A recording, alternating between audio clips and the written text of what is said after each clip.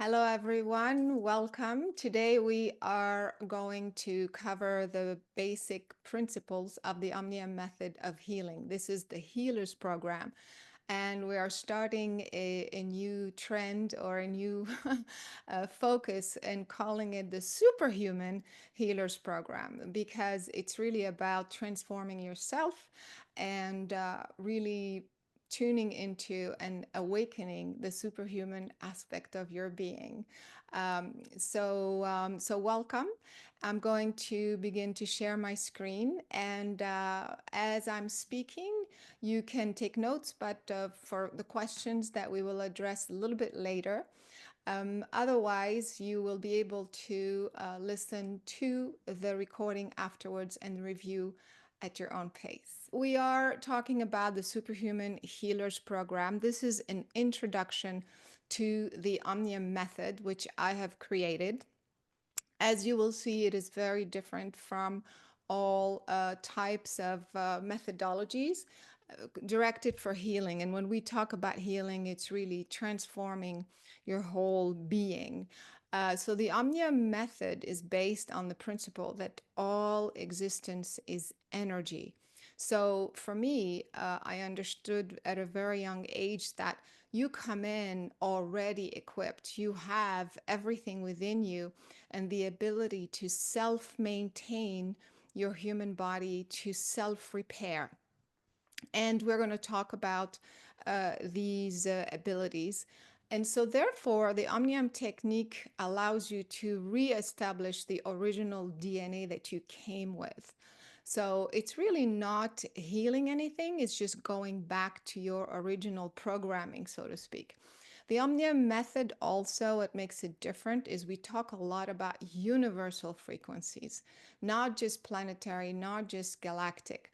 So even though you are in a human body, in human form, and you are a human planetary material energy and frequency dealing with frequencies, but as you will see, you actually can have within you universal frequencies. And so if we don't address those, I feel that we are not really addressing the whole being. The Omnium method also uses a different types of frequencies, like I said, universal, but a specific range of frequencies. So we're going to talk about that as we move forward. The Omnium method also is an experiential method. The way I teach is always experiential.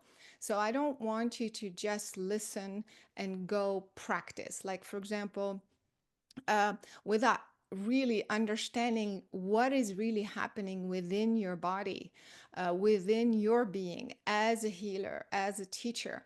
And so if you don't experience the information, then it's just very analytical. It's all, psychological, it's cognitive understanding. So that's why you will see every within each class we have multiple experiential meditations for you to practice what you just heard. The Omnia method, this I think is what makes this method the most unique, is that it uses different tools, multiple tools simultaneously. Nobody does that. So what this means is that you are going to, of course, this is going to be developed a little bit later. You'll understand more, but just to give you a sense that you are using intention, for example, but also you're using light, you're using geometry, you're using 0 point, different tools within the same healing session. And so it's much more sophisticated. And the reason being is because, again, you are multidimensional, you are universal beings, even though we really feel ourselves being very limited. Um, on this planet, in this body, but that is because we are not addressing our universal aspect.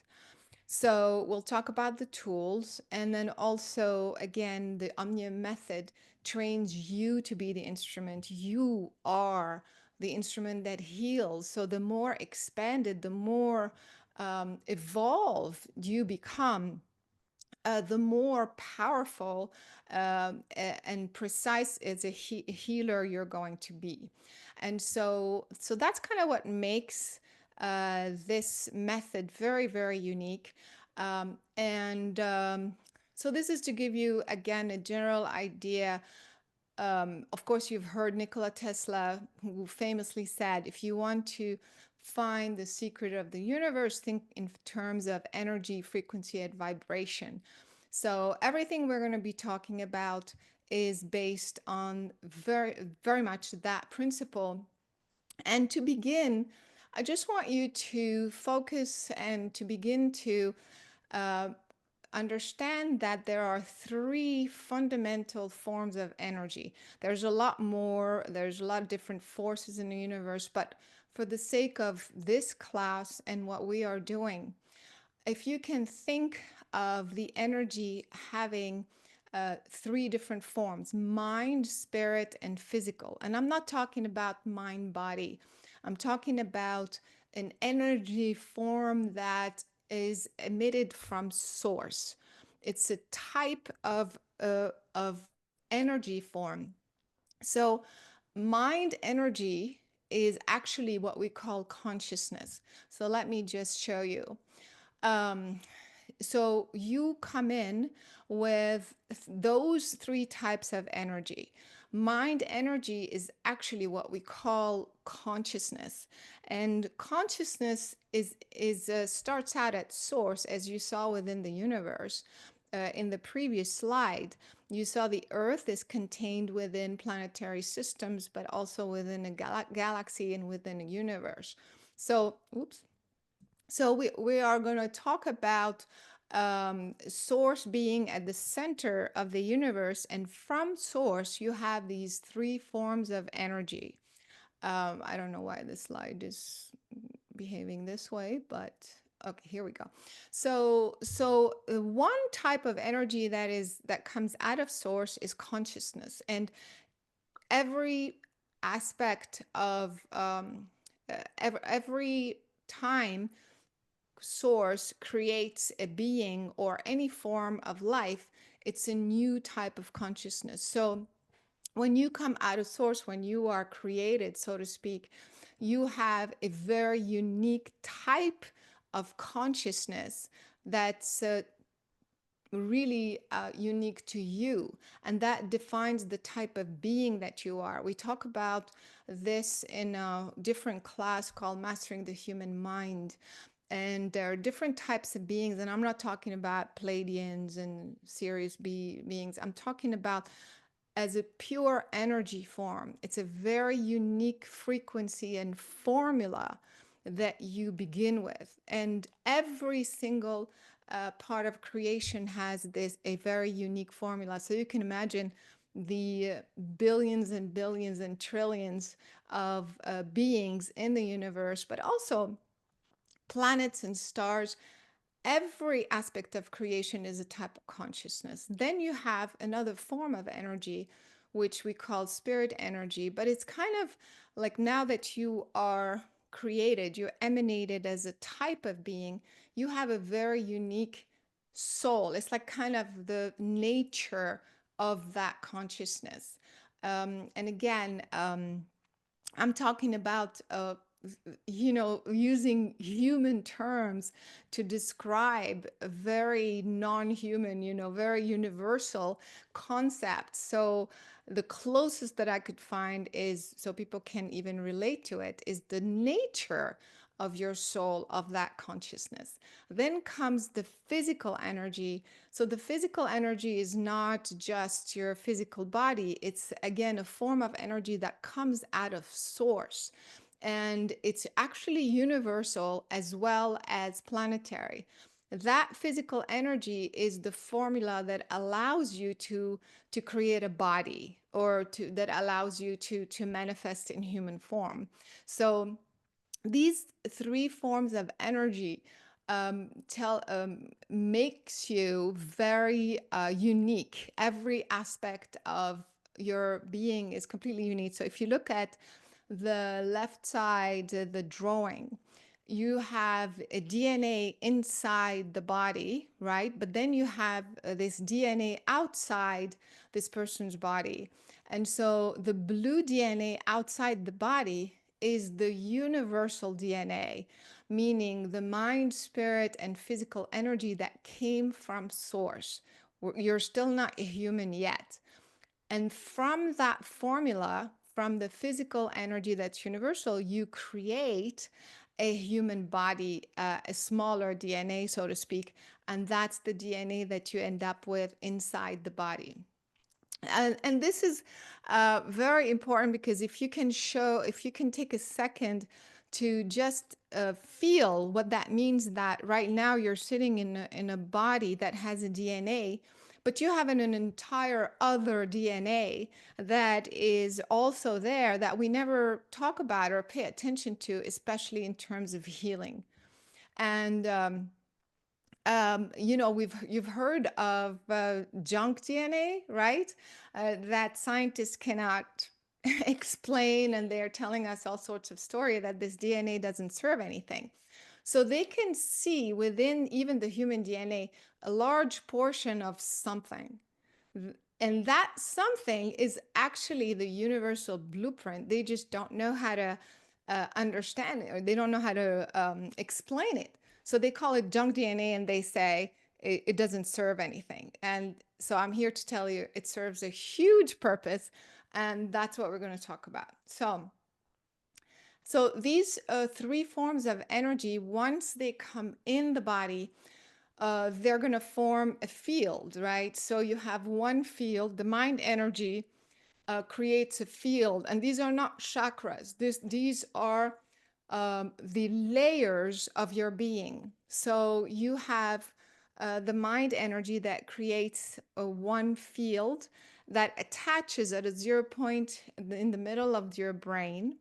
Then you have the spirit energy, right? Your soul nature that comes in the body and now creates a field. So it starts out universal, then it breaks down into planetary, and it creates a field that is really your soul, like who you really like, the nature, the character of that consciousness. And it attaches behind the thymus gland area, right behind the heart. And then you have a third field, which is the green one. Same thing. That is basically your human DNA. And it attaches right behind your navel. So you're going to hear me a lot talk about and do meditations with 0 points. And so, these are the 3 0 points that basically connect your human aspect to your universal aspect. It locks in the human DNA with your universal DNA. And the 0 point, we'll talk about that later, but it's always an entry and exit point. Like that's kind of where you focus to access, to go into planetary and out into universal. So, anyway, so as you are sitting now in a chair, begin to imagine and visualize that you actually have three fields that are overlapping that contain all information, planetary information and universal information. And so how do you connect the two? I just said through the 0 point, but actually, there is a way to actually experience that, and we're gonna do an exercise once I'm done with this section. Um, and so there is a way to actually go from one field to another, to actually transfer your focus from the planetary, like I said, it's planetary and universal, to the spirit energy that you are, and then also to your larger consciousness. And the way to do that is through the meditation, which we're going to do. And of course, it's called connecting to source, because you are reconnecting your human aspect with your source aspect. And that meditation basically is allowing your human aspect, your planetary physical body, to vibrate, to expand its vibration to specifically a minimum of 734 hertz. That is the minimum requirement, so to speak, to begin to transfer your focus from your planet, from your physical body to your universal aspect. More specifically, that range is 734 to 1,000 hertz. This means that when every cell in your body is vibrating within that range, um, because you'll see in a second that we are not even close as we go about our day. So when you get to that vibration, you can spontaneously go through 0 point and expand into all aspects of your being. And you will see that this is very important, not just to understand more how things, who you are, and how things work, but also in healing. You will see that you will be able to use that information and that sort of shift from planetary to universal and back, for the purpose of healing. So here we go. These are, I'm just showing you the frequency. So the bridge, basically, you can call it the bridge from universal to planetary and vice versa, is a minimum frequency of 734 hertz to 1,000 hertz. So, um, the way to do that, like I said, is because, I didn't talk about my personal journey, but I started out investigating all types of meditations. And I realized that each meditation does something different. And at a very young age, when I was 5, I had this spontaneous experience where I completely became that, I merged with, I guess, that source energy. Of course, I didn't know. I'm 5 years old, right? I didn't know what that was. It just felt amazing and it felt like home. So later, as I grew up, I was like, okay, so what just happened? How did that happen? And the reason why that was important is because when I connected, or when I merged with that energy, I saw everything. It's kind of like you see, you understand your being, you understand where you came from, you understand how you originate from source, you understand how you created this body, you understand what your life purposes, your incarnation purposes. I mean, it is absolutely the key to what you need to know even on a daily basis, because you go back to the frequency that is you, the original you. I'm not have nothing to do with past lives. I'm talking the original pure essence, because that is the aspect of you that created this aspect of you. So if you go back to that one, it tells you everything. It tells you um, why you had to incarnate in this way, why you're misaligned, what's wrong with the body, and so on and so forth. So after investigating and working on every single day for hours and hours and hours on different types of meditations, I would try it this way, I would try it that way, and then I realized no,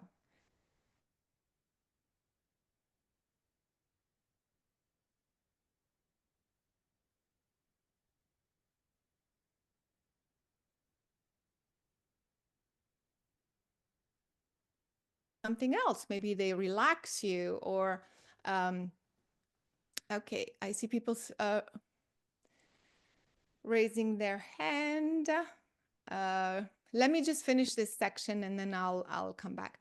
So so there's any technical thing, people can text me. And so what I want to say is that every different meditation did something different, but for me was what is the meditation that will get me to that place? And I called it connecting to source, obviously.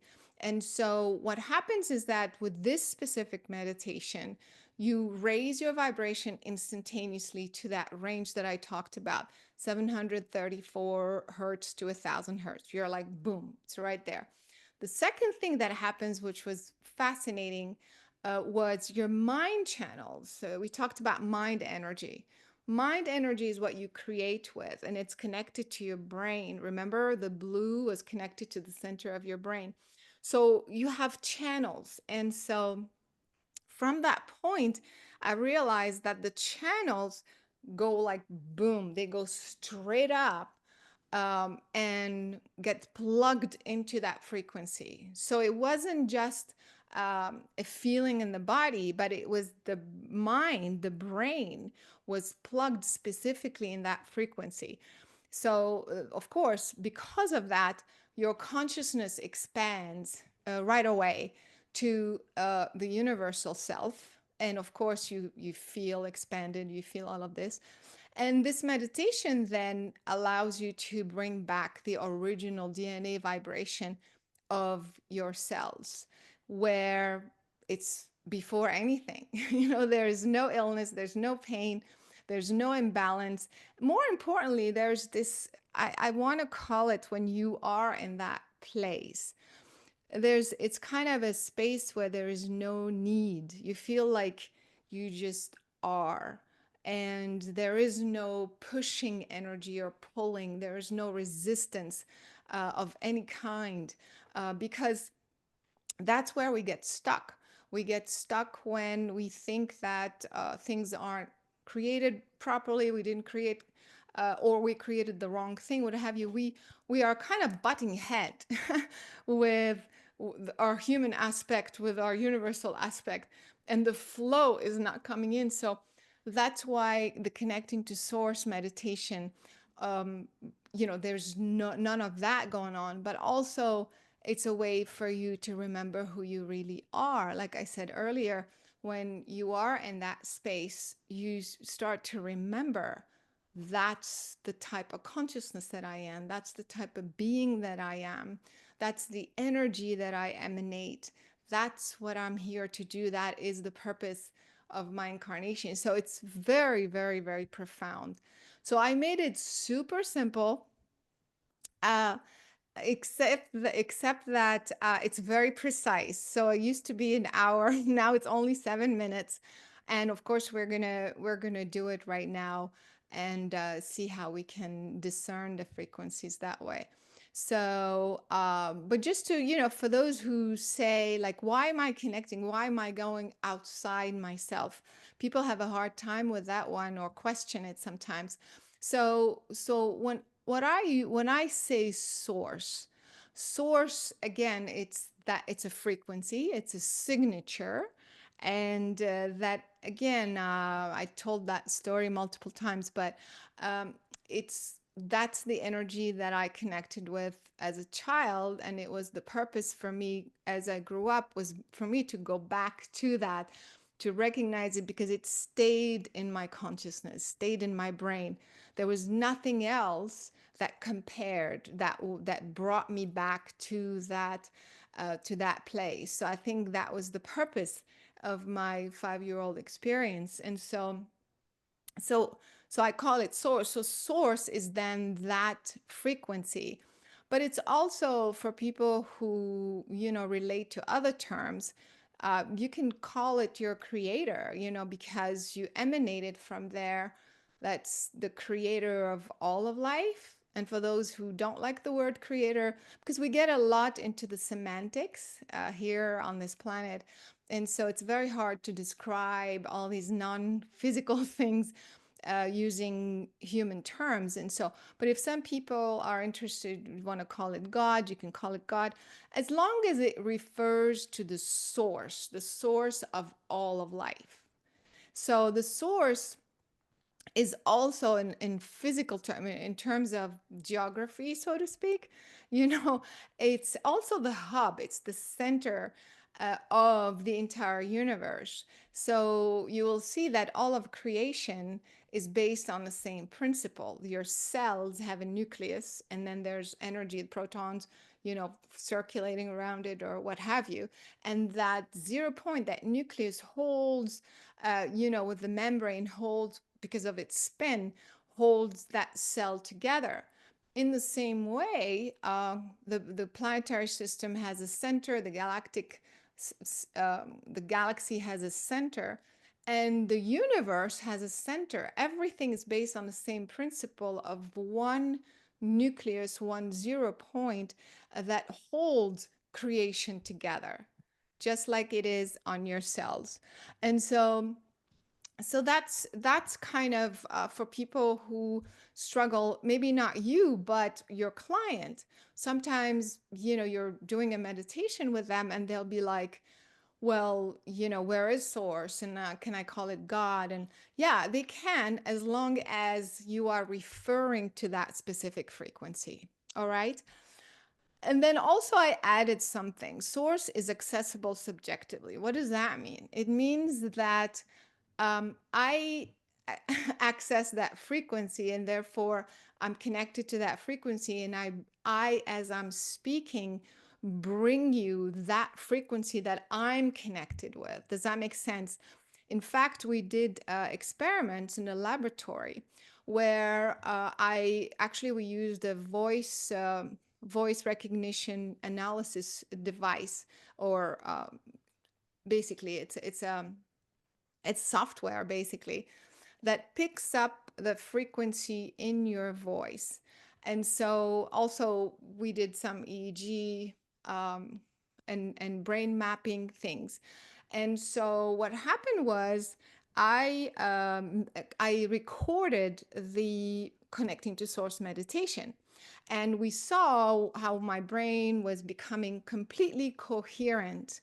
And also, when I would say specific terms, for example, I would say source or unconditional love or whatever specific word, like my alpha would jump like off the chart, like things like that, that were very, very significant. But more importantly, it's the coherence of the brain.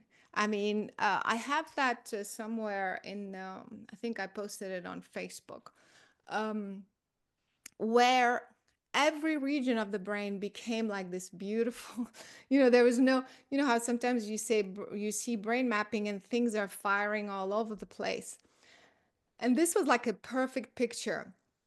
And another person was in the lab. That was the experiment, and she did a connecting to source, but her brain mapping was completely different.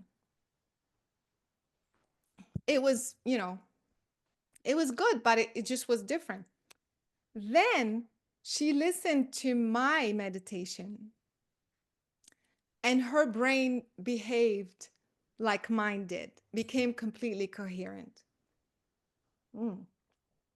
And so this means that through entrainment, as I'm speaking about source, I am bringing that unique frequency to you.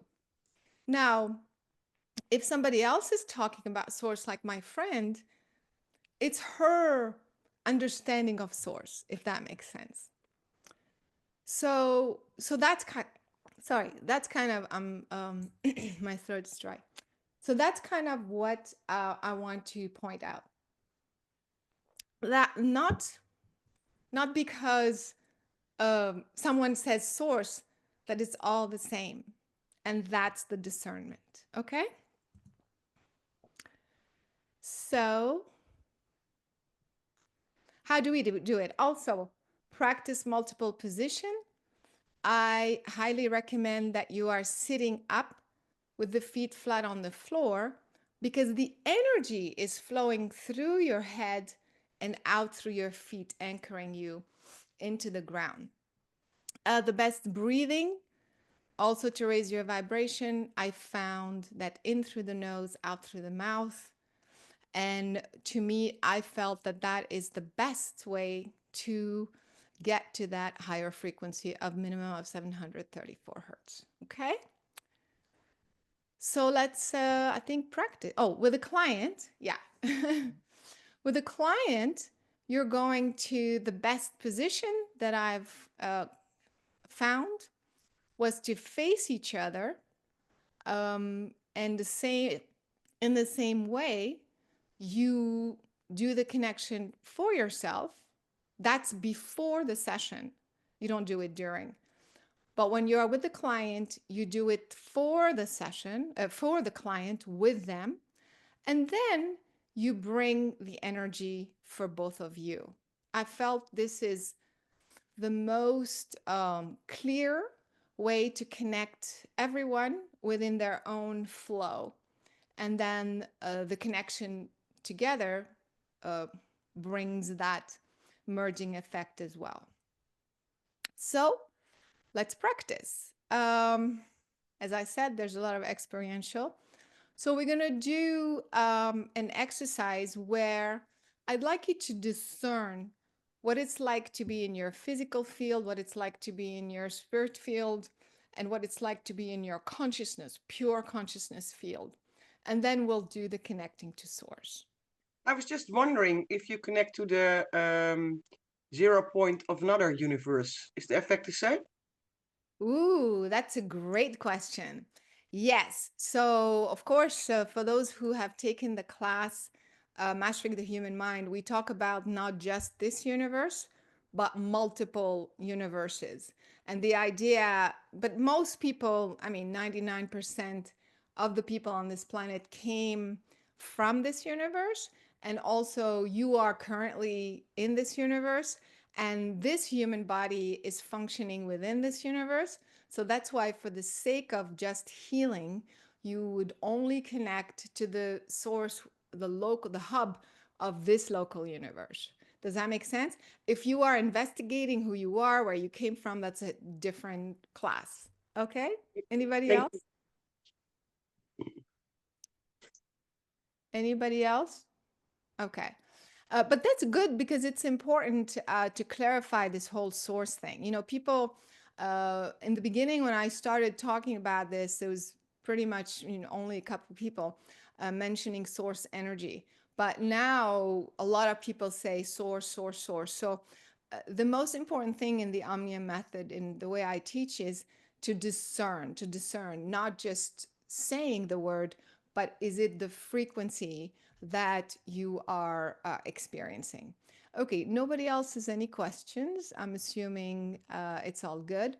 So let us begin. I showed you how you are made of these three energy fields. So we're gonna experience that for you to also practice discerning, because part of this whole technique methodology is to discern what is the frequency. Is it a virus, or is it a bacteria, or is it a parasite, or discerning frequencies, since everything is frequency. Okay, so here we go. Sit up straight with your feet flat on the floor and close your eyes.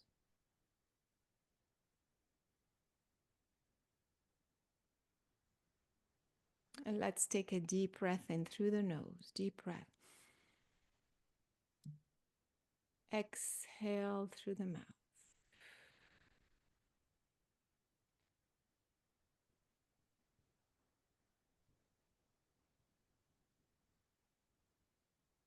Again, deep breath in through the nose. Deep breath. As you exhale through the mouth, quiet your mind, quiet your thoughts. Bring your focus to your heart, to this moment in time.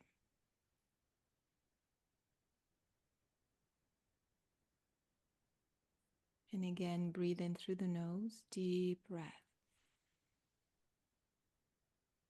Exhale through the mouth. Relax. Release the tension in your shoulders, your arms, your face muscles. And again, deep breath in through the nose, deep breath. Exhale through the mouth. Relax. Bring your focus to your navel area and set your intention. My intent. Mon intention. Please turn off your computers, mute yourselves. Say quietly in your mind, my intent is to discern the energies and frequencies with accuracy and precision. To discern the different frequencies of my own being. Breathe in through the nose.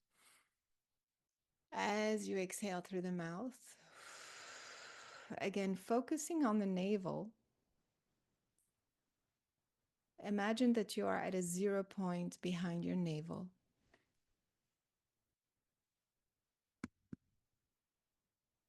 And you create a small sphere around your navel. And you begin to expand slowly, slowly. You're still inside your physical body. Expand that sphere all the way to your skin. And begin to feel what your physical body is experiencing right now. Just feel, no judgment or analyzing. You're observing and feeling.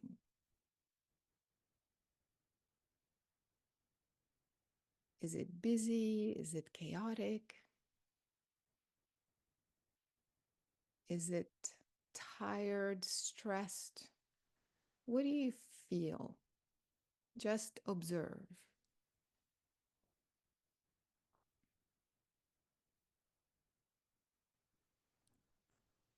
Without projecting, ask your higher self to give you a sense of the frequency. Just whatever comes, don't analyze. Do you feel it's at 300, 200, 400? Doesn't have to be correct. Just whatever you feel is. Observe and allow.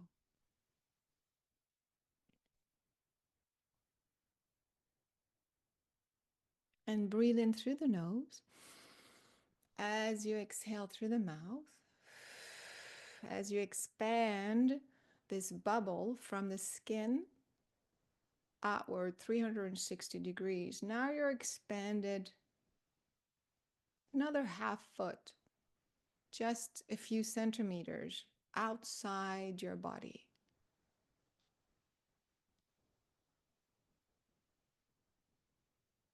Just take a moment to feel. Don't think, just feel.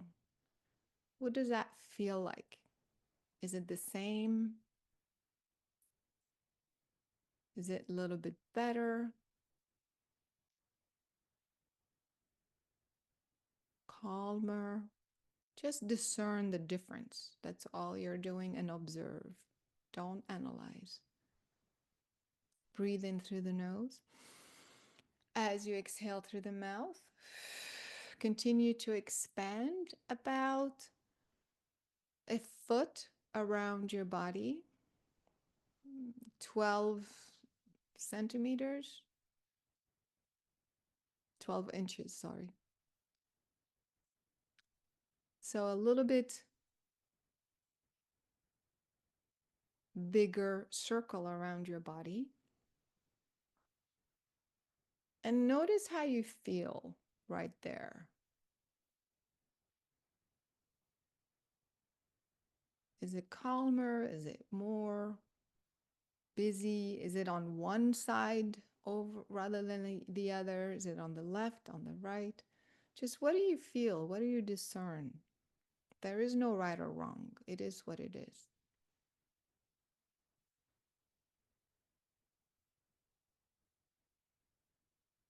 And now breathe in again through the nose.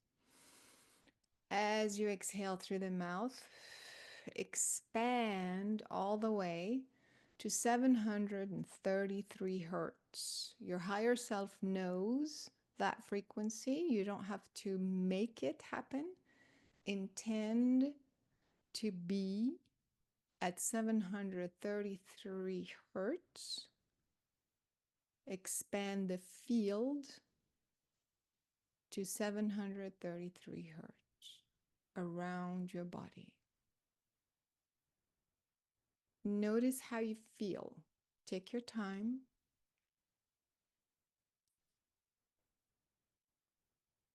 What is the difference?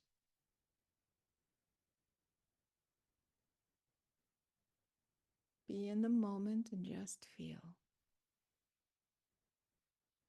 And now breathe in through the nose. As you exhale through the mouth, continue to push outwards 360 degrees into 734 hertz and beyond, all the way to 1,000 hertz. Just expand to that frequency and just relax and feel.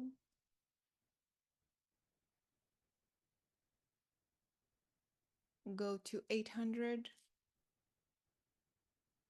880 hertz. Your higher self knows how to take you there. You just have to intend and notice how it feels.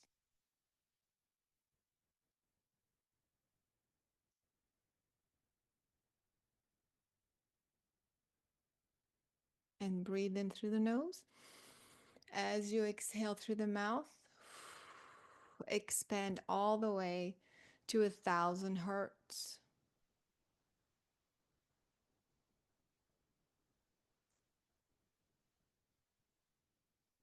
And notice how you feel. What is the difference between that and where you began?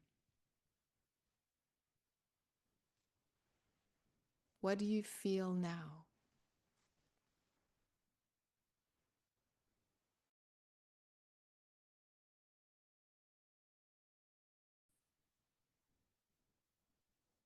Breathe in through the nose. As you exhale through the mouth, expand even further and ask to merge with your spirit aspect, your true soul nature. So it's beyond the 1100, the 1000, 1100. Just your higher self knows. Just use your intention to sense your own spirit energy, your original nature. How does that feel? Take a moment to feel.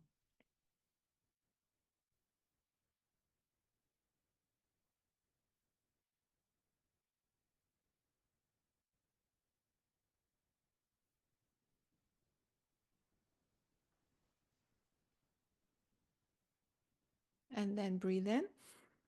As you exhale, expand even further and ask your higher self to just merge you with your true original consciousness. How does that feel? How is it different?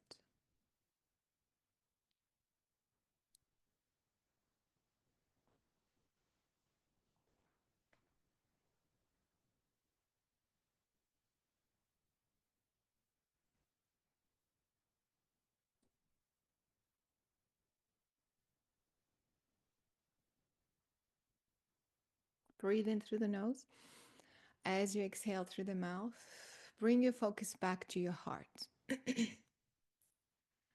Set your intention to connect to Source, to feel, see, sense very clearly and discern the original frequency of your essence and the source of all life. Visualize a center, a point at the center of the universe. Just imagine there is a point there. You don't have to know where or how to get there. Just intend to experience that point at the center of the universe.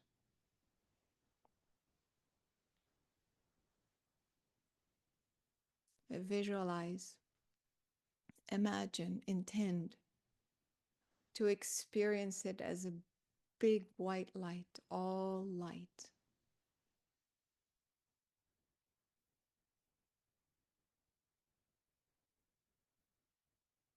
How does it feel?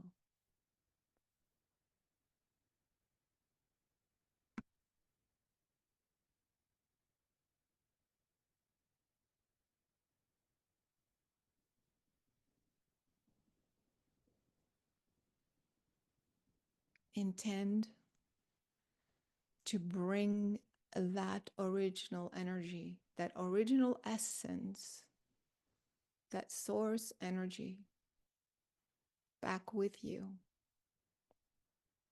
So wrap yourself with this source light and breathe in through the nose. As you exhale through the mouth, travel back through space with this white light. As you travel through space, you go through the galaxies. The center of this galaxy, the Milky Way, this planetary system, always with this white light.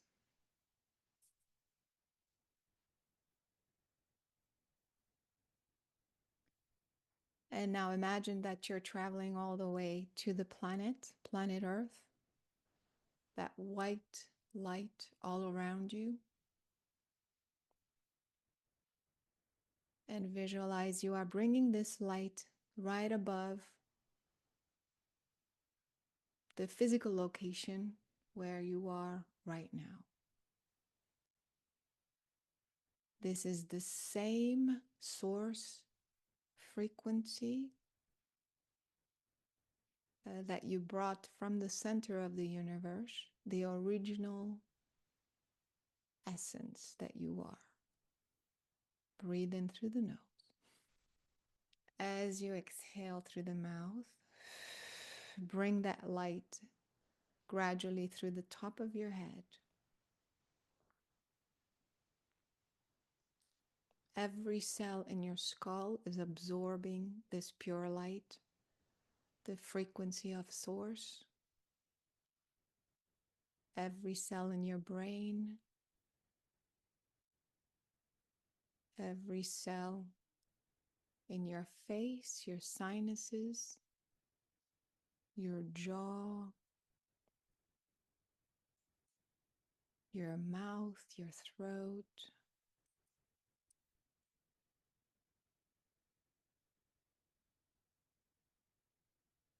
The same light, pure source frequencies going down through your throat, your neck, filling every cell in your neck, shoulders,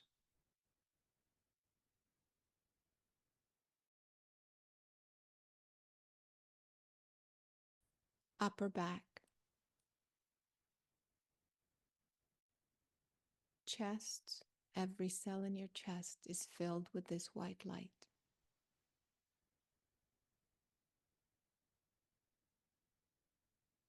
Your stomach,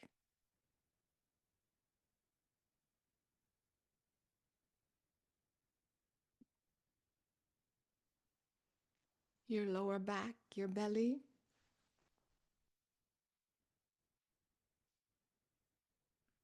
Your hips, your thighs are filled with this pure white light.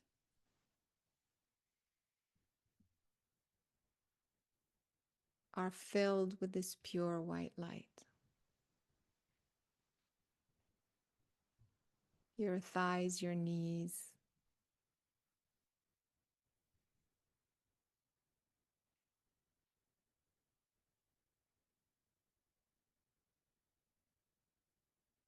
And the same light comes out through your ankles and through the bottom of your feet, anchoring you into the ground.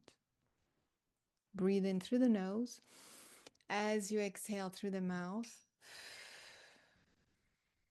As you exhale through the mouth, imagine every cell in your body absorbing this pure light. Allow your body to be filled with pure, pure source light.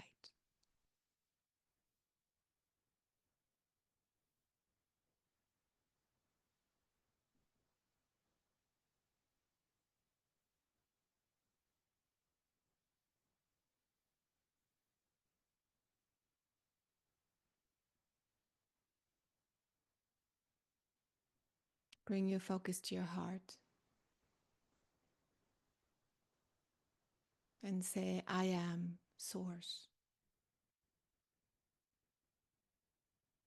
I am pure light.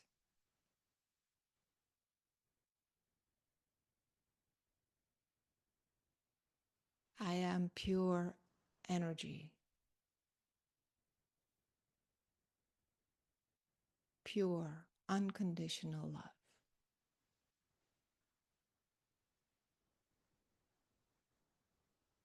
Breathe in through the nose.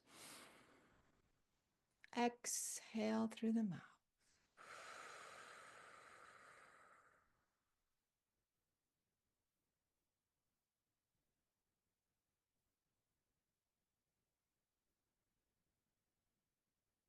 Bring your focus to your heart, and whenever you're ready, open your eyes.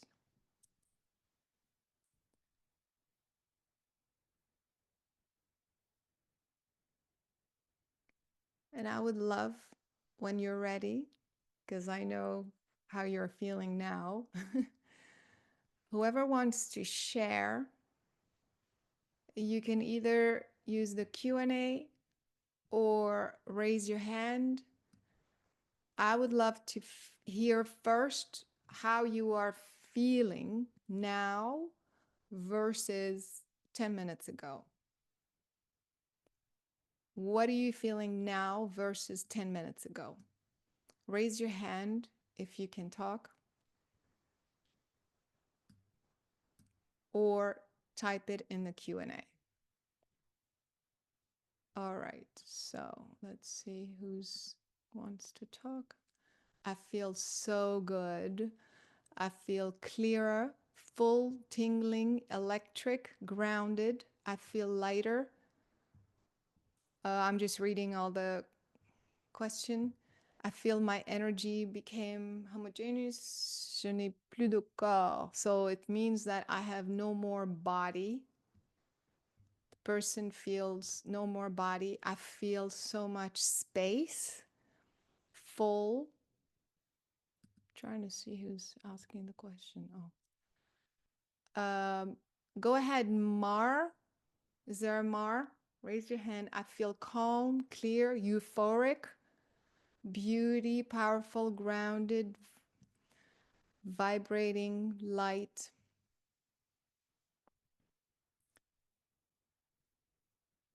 Totally refreshed. Okay, so obviously you could see the difference between earlier. My frontal lobe is full of energy. That's interesting because you use mind energy or consciousness. And so center of the head is glowing, clear, exhausted. Yeah, you could also feel tired because you moved energy, but also you could feel lightheaded. Some people feel lightheaded. So I have a Mars Devoska. Sorry. Go ahead and talk. I'm trying to unmute you. I feel rejuvenated, affirmed now at the end. But when we started going past the closest area around the physical body, I felt intense heat in my belly and tears started flooding out. That's interesting. Floating on air, tired, light. Like I said, it's okay to feel lightheaded. You just drink some water. Perfect. Okay. Um, feel feet are really warm. You brought all this energy through. Okay, those who have the hand up, I tried to unmute you. Studio Velvet Yoga, go ahead. Hi, do you hear me? Yes. Yeah, so I feel heat. Before the meditation, it was really cold, and I put on a sweater, and now I'm hot. And one thing also, I had the pain in my arm before.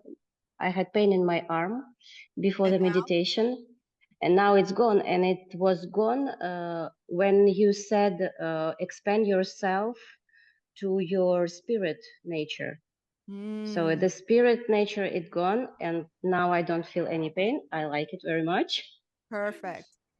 So you because guys, before yeah. I felt like heavy and I felt all this pain, and now I feel really, really expanded. Like, I don't know, maybe 2 kilometers. Is it okay? Yeah, yeah. That's your real energy field. Can you imagine? Wow. Yes, yes. Do you believe that? And you know how we feel so small and contained? So your Wow. energy, even when whatever you do, it's broadcast 2 kilometers around you. You're affecting people within this 2 kilometers. Do you realize that? Just from this one thing. That's what this means. This means that the more you expand your energy, the more your energy field, you're then inside my energy. Does that make sense? So the more I expand, the more my energy affects you. So the idea, can I expand all the way to the whole planet? That's what the masters were doing. Their consciousness was able to broadcast, uh, basically neutralize or broadcast over the entire planet. That's the ultimate goal. So now think about when you're trying to heal, like you said, you didn't even do anything. You just brought, that's what I started telling you. When you understand that the healing comes from your universal, if you just go back to the real you, the real energy, and align with that, then the physical body is going to bring that flow and you're going to heal. Does that make sense? Great. So, also, I see quite a few people saying that when they got to 733, there was a lot of emotions and people were crying. So, this has to do also with sensing your physicality before you expand. So, so it's very emotional, and that's the reason why we do all this experiential work. Okay, anybody else? Then we're going to Anita real quick, and then we're going to continue. Go ahead, Anita. Yes. So initially, my internal being felt like alive, but a little bit tired. Okay, we can't hear you very well. Sorry. Oh, I'm sorry. Is this better? Yeah, speak close to your mic and slowly so we can hear you. Okay. So I said initially, my internal being felt alive, but a little bit tired. And then each time we expanded, internally, I felt more calm. Um, and then my being started to feel clearer, like my inner space and my body was feeling clearer each time we expanded, more centered. I felt more centered, like there was nothing there but the center point, like my consciousness. It was interesting. That's it. That's the idea. You experience yourself as your original pure essence, pure energy. And so obviously we just did this in 10 minutes. Imagine if you do it with a specific intention. Next time the intention is show me why I'm stuck here, or show me this, or show me that. Right now, all we did was we want to discern. So you change your intention and you do it again, and you bring incredible experiences and information and knowledge. Okay, so let's keep going. Then I'm going to share my screen again. So we said that then, well, I mean, this is just kind of what we just did basically, but just to show you that creation starts from there. That's why when you just expanded, whoever had that pain just went away, because you went back and your intention was, to sense that the original you doesn't have that pain. So this means that the actual creation starts from there. And then what happens from your mind energy, you see the blue field is your consciousness, your mind energy, but I also call it the superconscious. And then what happens is that it goes through your brain, that universal energy goes through your brain, and the brain is saying, I want to create this, I want to heal this, or whatever. So the information is going to come, like I said, from your higher consciousness through your brain. And the clearer you are in your brain, the clearer you're going to manifest exactly what you want, because the flow is coming from your superconscious into your conscious, and then you are good to go. That flow just continues out. However, at the level of your brain, you have the conscious mind, for those who study psychology, and the subconscious mind. We all heard about the subconscious mind. And the subconscious mind, that's kind of where we get stuck, is going to interfere with the functioning of the conscious. So at a human brain level, even though the information is coming very pure, very nice, but when it gets to your brain, you have two things going on. You have the conscious and the subconscious.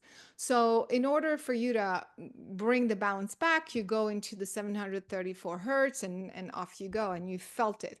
You felt how you have that energy flow, and you feel expanded and you feel clear. So many people said clear, clear, clear.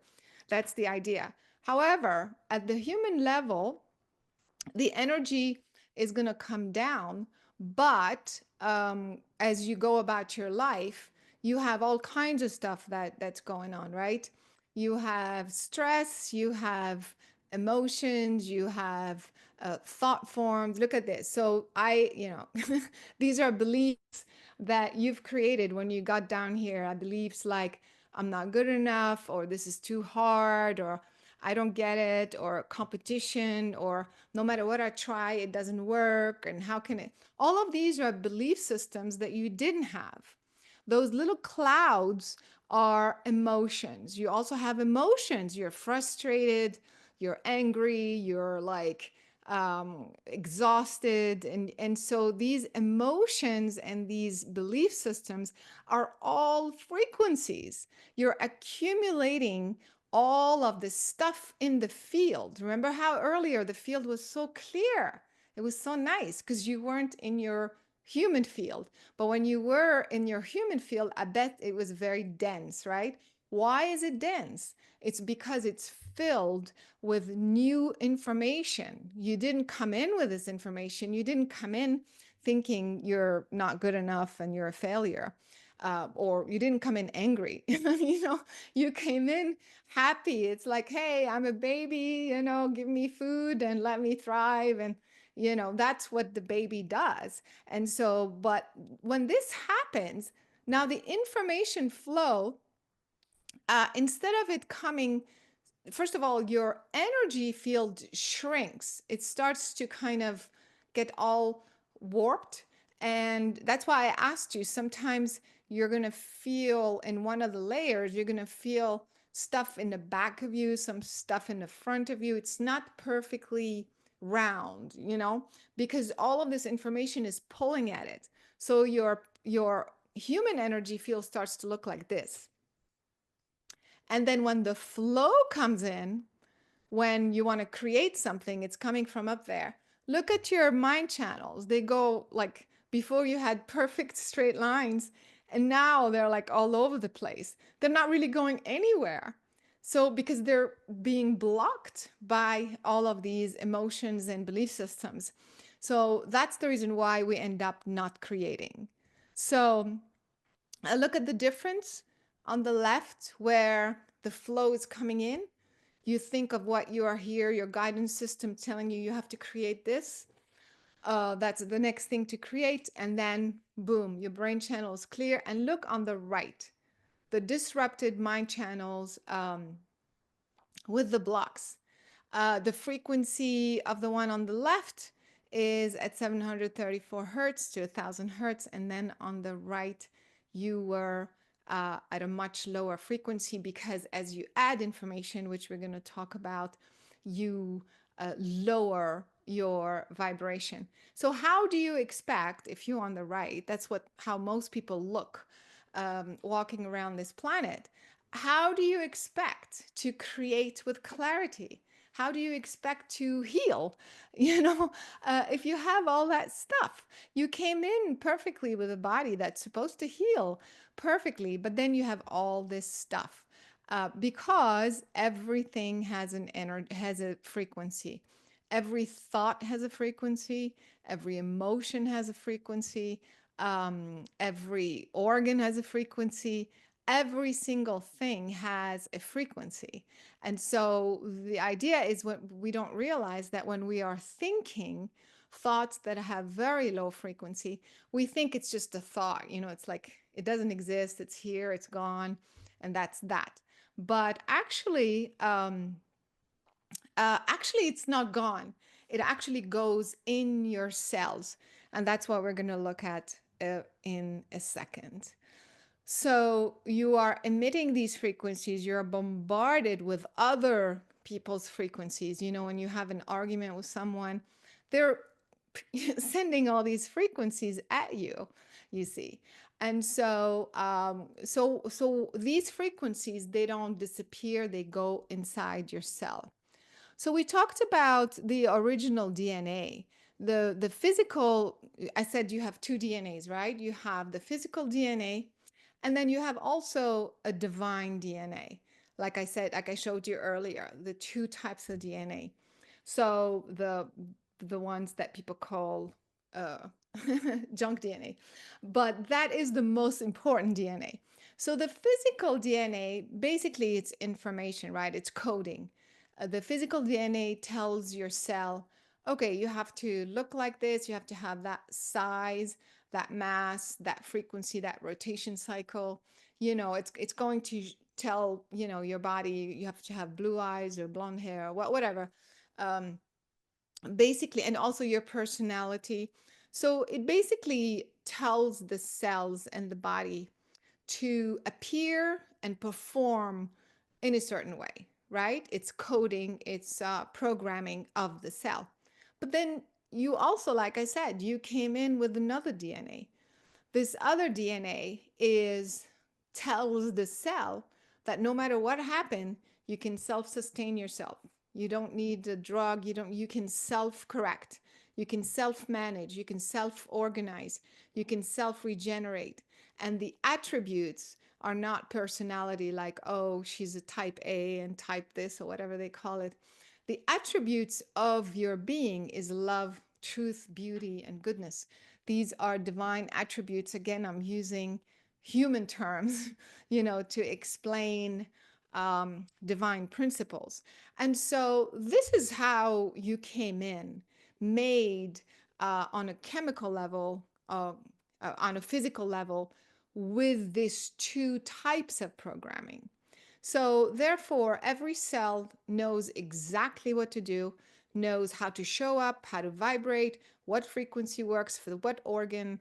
And then, by the way, there's a chart that we're working on actually that tells you what each organ, what frequency it's supposed to have. I mean, the range, obviously.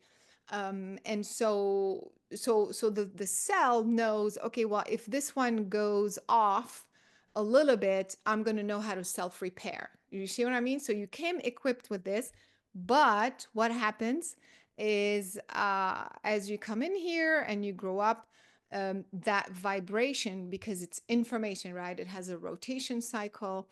It's supposed to function this way at, let's say, this particular cell at 580 hertz, like let's say.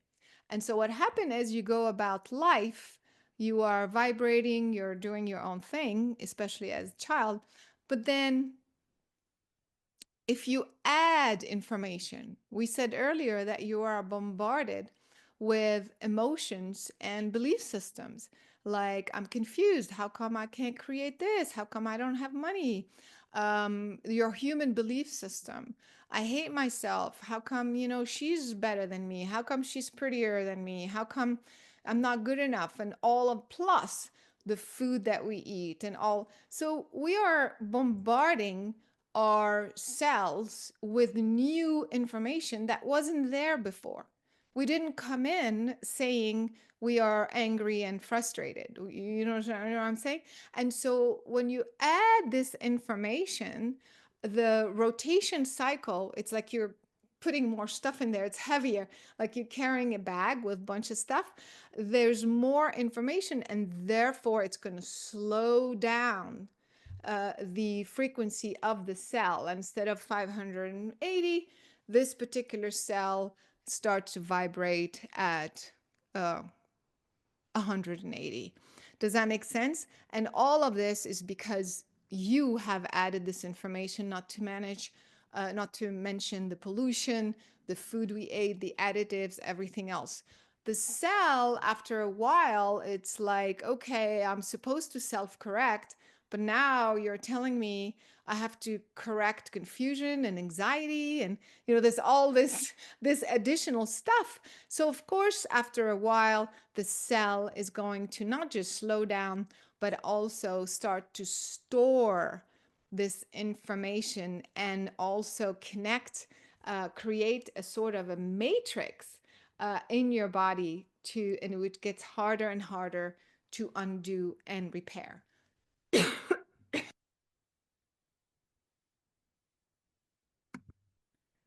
So,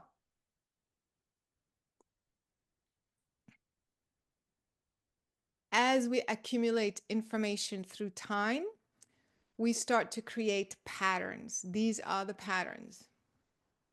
Everything is working perfectly. And then I'm obsessed. I want to buy a house. I have no money. Here are belief systems. These frequencies go inside the body. They don't disappear. Einstein said when an energy is created, it doesn't get destroyed. You cannot, once it's created, you cannot destroy it. And so where does it go? And your thoughts and your beliefs are a form of energy. So once they're created, once you start thinking this way, like, where does it go? Well, guess where? It goes in your cell. The frequency of the words, the frequency of your emotions, the frustration, the anger, or what have you, goes inside the cell and starts to be stored inside the cell. And so before you know it, you have a bunch of things going on inside your body that are creating this one. I don't know why it's not working. I want to get married, I want to own a house. You keep having these thoughts that add to your emotions, your emotional blocks, and all of these thoughts and beliefs continue to be transferred into your cells and to be stored in your cells. So before you know it, you have a bunch of frequencies that are in your body that you didn't have before. So basically, you were supposed to, as soon as you have one or two things, the body knows how to kick in and self-repair, right? We said that. But then when you have a ton of stuff, you've been doing this since you're a kid, and then by the time you're 40, you have even 20 actually, not even, you have all kinds of information I don't know why this is the animation is not working. So I'm going to show it to you this way. So before you know it, you have all of these frequencies and all of these things that are now inside your body, you see, and they start to create patterns. So what this means is that, you know, a bunch of them got stored here, a bunch of them got stored here, a bunch of them got stored here. But then this one feeds off of this one. For example, I don't deserve to be happy starts to feed off the pattern of relationships are confusing. You see, they start to connect with each other, which also you know, connects with the pattern of I'm a failure. Does that make sense? Which also connects with the I'm not wanted or I don't deserve love. So you see, it becomes these are different thoughts, different beliefs, different feelings that you had. And once they're stored in the body, they start to create these big patterns. And you end up looking like this. Not very pretty, right?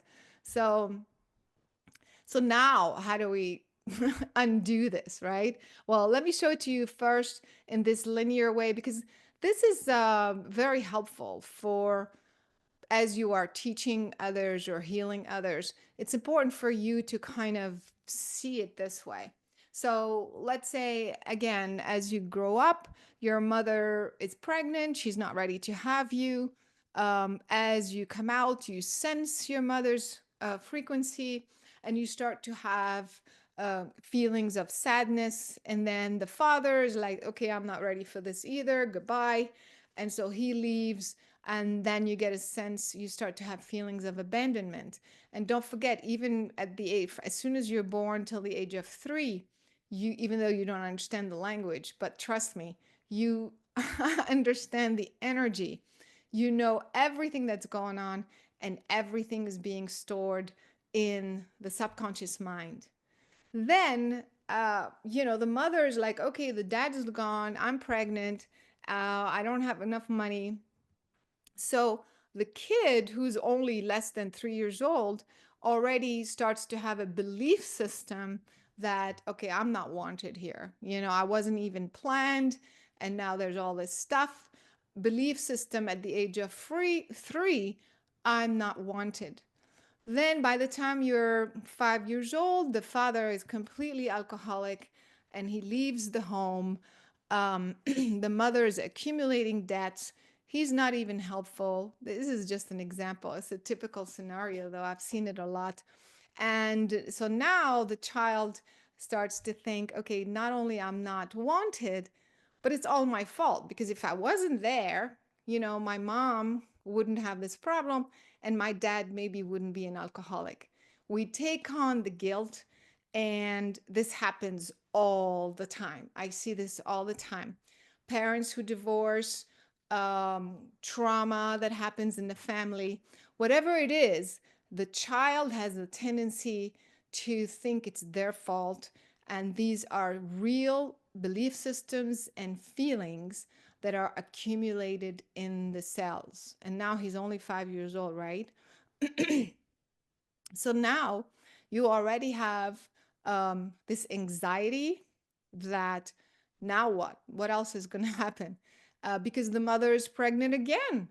The father's not even around. He comes and goes. And then you have a brother who's born. Not only he's born, but he has a handicap. He's autistic. Seen that so many times. The brother is autistic. Now he gets more attention because he's autistic. So you, first of all, oh, so I have competition. There's somebody else now. Even more abandoned, feeling more abandoned, you see? A sense that maybe I don't belong. If my mother is putting all the attention on the autistic kid, well, maybe at the end of the day, I'm just not worthy of love, right? I don't deserve to be happy. And now, by the time you're a teenager, look at all the belief systems and the emotions that have accumulated. Where? In your cells, stored inside your cells.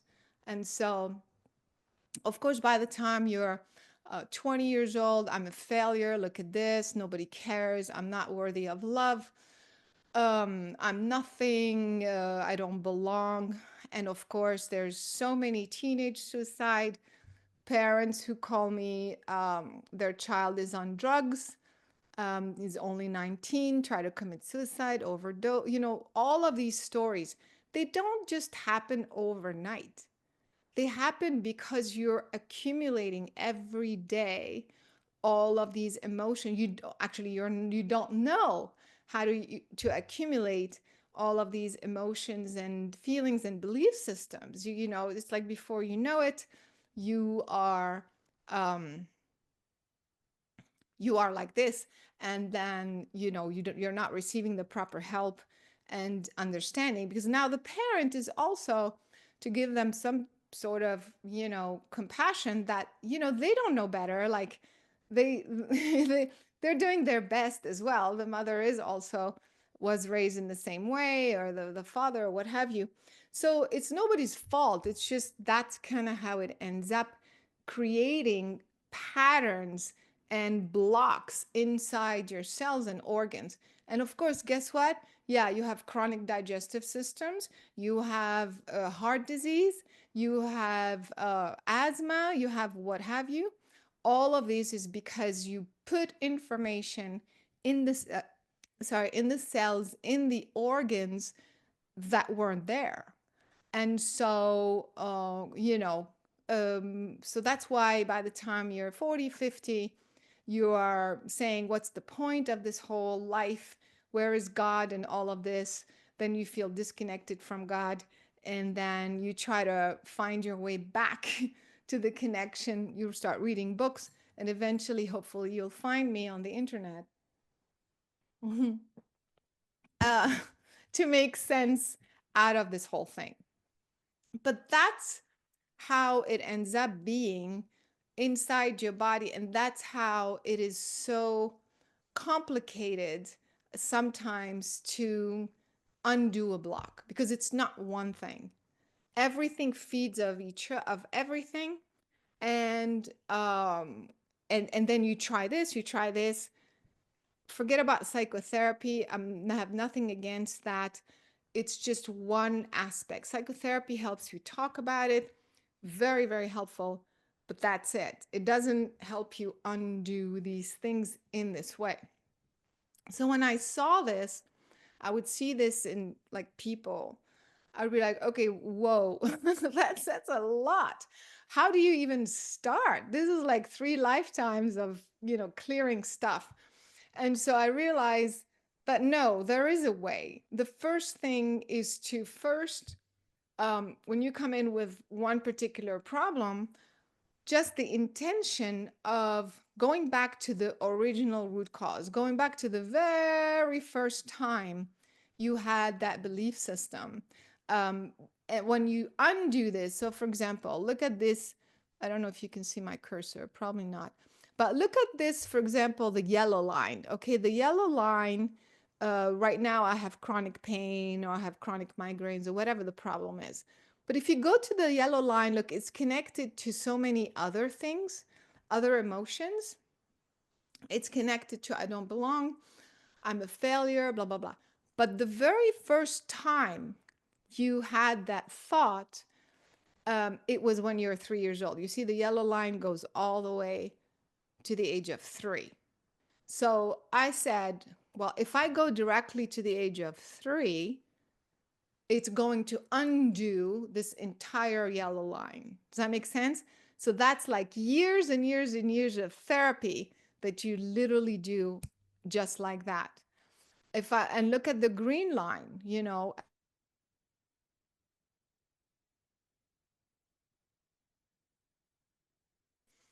so then you have the green line. The green line also, if you follow from where you are now, it goes all the way to 3 years old. But then look at the red line. The red line goes only to the age of 7. It's where you had a brother who had, you start feeling competition, he's autistic or what have you. So what I'm trying to say is that the best way to undo this is what we're teaching in the Omnium method, is first of all, understand that there are so many patterns working together. And so if you intend to go to the root cause of every layer, you undo very, very fast and very accurately a lot of stuff, pretty much your problem. And so, like, literally, I have people who have problems for 20 years, and in one session, we clear an addiction, for example. There are people who cleared drinking addiction, smoking in one session. Sometimes it's 5 sessions. So it depends, it depends how complicated the patterns are. But that's pretty good. I mean, compared with, what's out there or whatever. And so that's kind of why we are so stuck, why some methods don't work, or it takes a long time, or blah, blah, blah. It's because we're not recognizing this whole thing. That's why I wanted to show it to you so it's very clear. So how do we do this? The first step is, of course, the connecting to source. We talked about this. Now I'm working with someone and they come in with all of these patterns. What do we do? And they're like, oh, I have chronic migraine. Okay, but it's a little bit more complicated than that. So the second technique is called the merging process. This is the way that I created to be able to discern the information as accurately as possible. Like to know, okay, where do I start? We'll do the blue line, the red line, the green, it's like, it's a lot. And so as you are connecting to source, you've raised your vibration. So you are in a place of being outside your human mind. You're not analyzing like psychotherapy, where you're just asking the patient questions like, how does it feel, do you remember this, what did your father do, so it's very cognitive. But when you are connected to source, you have raised your vibration, you know how you feel, right? You feel expanded, so you are in a higher vibration already, so that when you connect the client to source, I showed you how to do that earlier, then they are also outside all of these issues. You see what I mean? So they're not telling you things that aren't relevant and things like that. And you create this merging process, which the intention is to focus, that's going to take you directly to the root cause that you need to do, like I said. And then it's a domino effect. The root cause of this problem that this person is telling me about. Where do I start? Tell me where to start. So when you are merged with their higher self, your guidance is going to show you the yellow line. I mean, it's not going to be yellow line. It's going to be when you were 3, you felt that abandoned because your father left. The person is going to be like, oh, how did you know that my father left at 3? Because your guidance is going to be spot on doing these, working with this technique. So the merging process, you are in a higher frequency, you put your client in that 734 hertz to 1000 hertz, you bypass your own mind. This is so important. You want to be objective. As soon as you're in this higher frequency, what you think of this problem is absolutely irrelevant. No, or for example, sometimes you just saw another client with the exact same problem, but the reason in the client 1 is very different. For client 1, they feel this abandonment because the father left. But for client 2, it's because she was born a twin, and then the twin sister died at birth. So it's like a whole different story, but the end result is the same.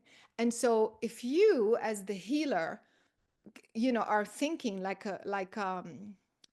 if you're using your human mind, as soon as you see the same problem, or both of them came with migraine headaches, you're going to be influenced and you're going to be projecting stuff that's not true. So you need to get out of the way, and it doesn't matter who you did before, who you worked with before, what you think of the problem, what experience you have. It doesn't matter. Every story is completely brand new. And that's how you're going to get objective guidance in this merging process. When you are in the merging process, again, I just said, you're not using your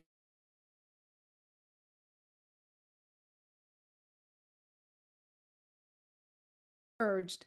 It's like your consciousness and their consciousness becomes one. It's merged.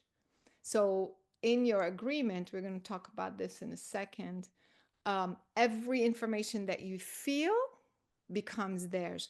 So once you are merged, you're going to feel, right? After they explain to you what's going on, we start the session, and then we do the merging process, and then I start to feel sad, abandoned, lost. I feel like I'm 3 years old. Everything I'm feeling is about them. There's nothing about you. That's how you discern. So by doing these steps, these very specific steps, then that's it. Once you're in, boom, boom, boom. Whatever you're hearing is the root cause, and whatever you're getting is about them. So you just keep follow, and it makes you very accurate and very fast eventually. So here's the merging process, what it looks like. You are the healer on the left, and you put yourself in you raise your vibration, you did your connecting to source, 734 hertz, very nice. Then you do the same thing for them, and you create a bridge. This bridge is going to narrow and help you narrow down the information and help you focus. It's kind of like a lens. You're just going through the lens to look through the lens and get only the information that's relevant to your intention. Your intention is show me the root cause, the first layer, and the fastest way to delete it, to reverse it. And you can do this with the merging process with anything, not just a person.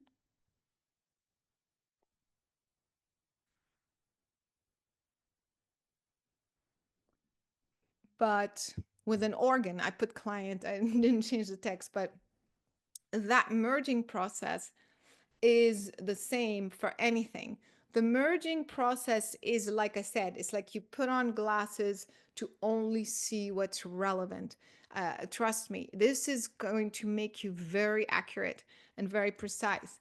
And so, like, if you're telling me I have lung issues or whatever, stomach issues, I'm going to look at the whole thing. But then, like, let's say I see something, but I'm not like 100%. Like, is this an emotion? Is it, So I'm going to zoom in, basically. I'm going to merge with the lung itself.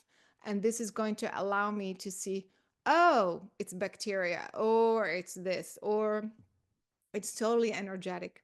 So that's what the merging process is going to help you with. Okay.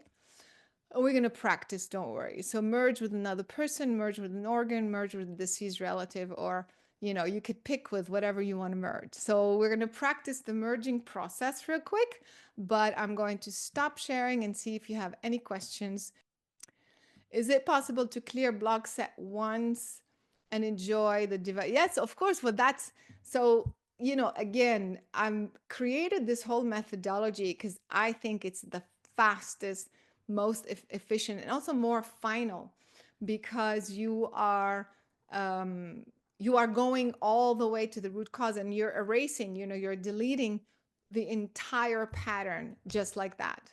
That's the point. To me, it's the fastest, more complete.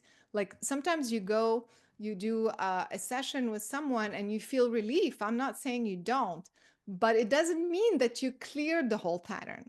That's what we're doing. That's different.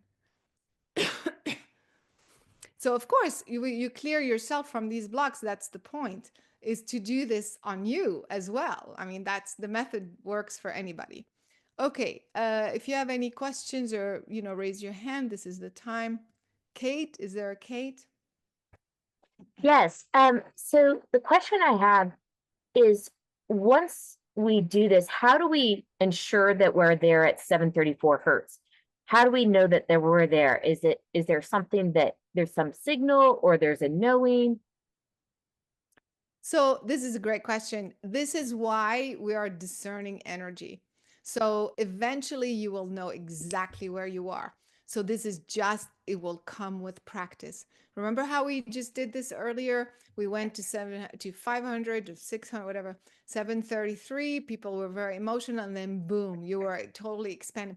So you remember when I said I started out spending hours and hours and hours training myself to discern the different meditation and different frequencies.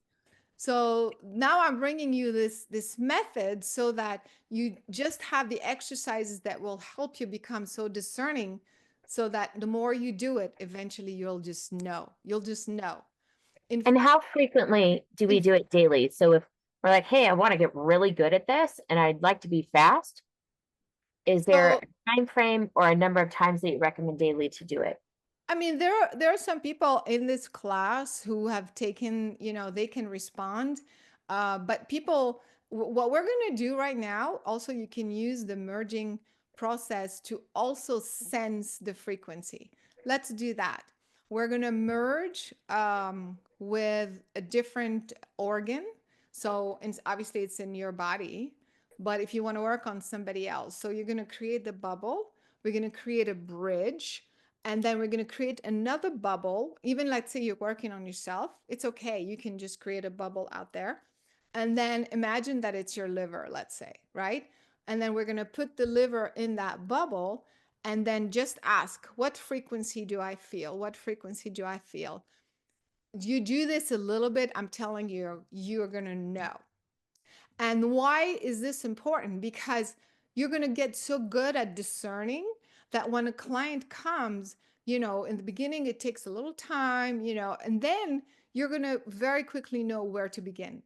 Which line, so to speak, which pattern, what is the root cause, where to begin, and then you'll go boom, boom, boom. But now we're starting like step by step. Okay. Does this work for diabetes? Diabetes, I have to say, works for everything. Diabetes is one of the most complex because it's so connected to your chemistry, and chemistry is very quickly influenced by everything. I mean, your emotions, but also as soon as you eat something, your chemistry changes. So it's you have to do multiple things for diabetes. But I want to say also, which we're going to talk about in another session, that all major diseases like cancer, diabetes, have to do with attachments. These are usually not just your thought forms, but other people's thought forms and entities that somehow got in, especially with addictions, suicidal ideation, all kinds of like things like that, extreme things. It's not just your thoughts and beliefs, but also you have outside influences that are latching onto you. So that's why it's case by case. Um, yeah, so well,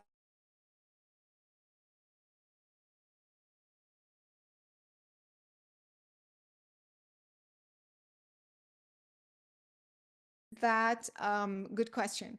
So what happens is that I actually don't need to know anybody the story.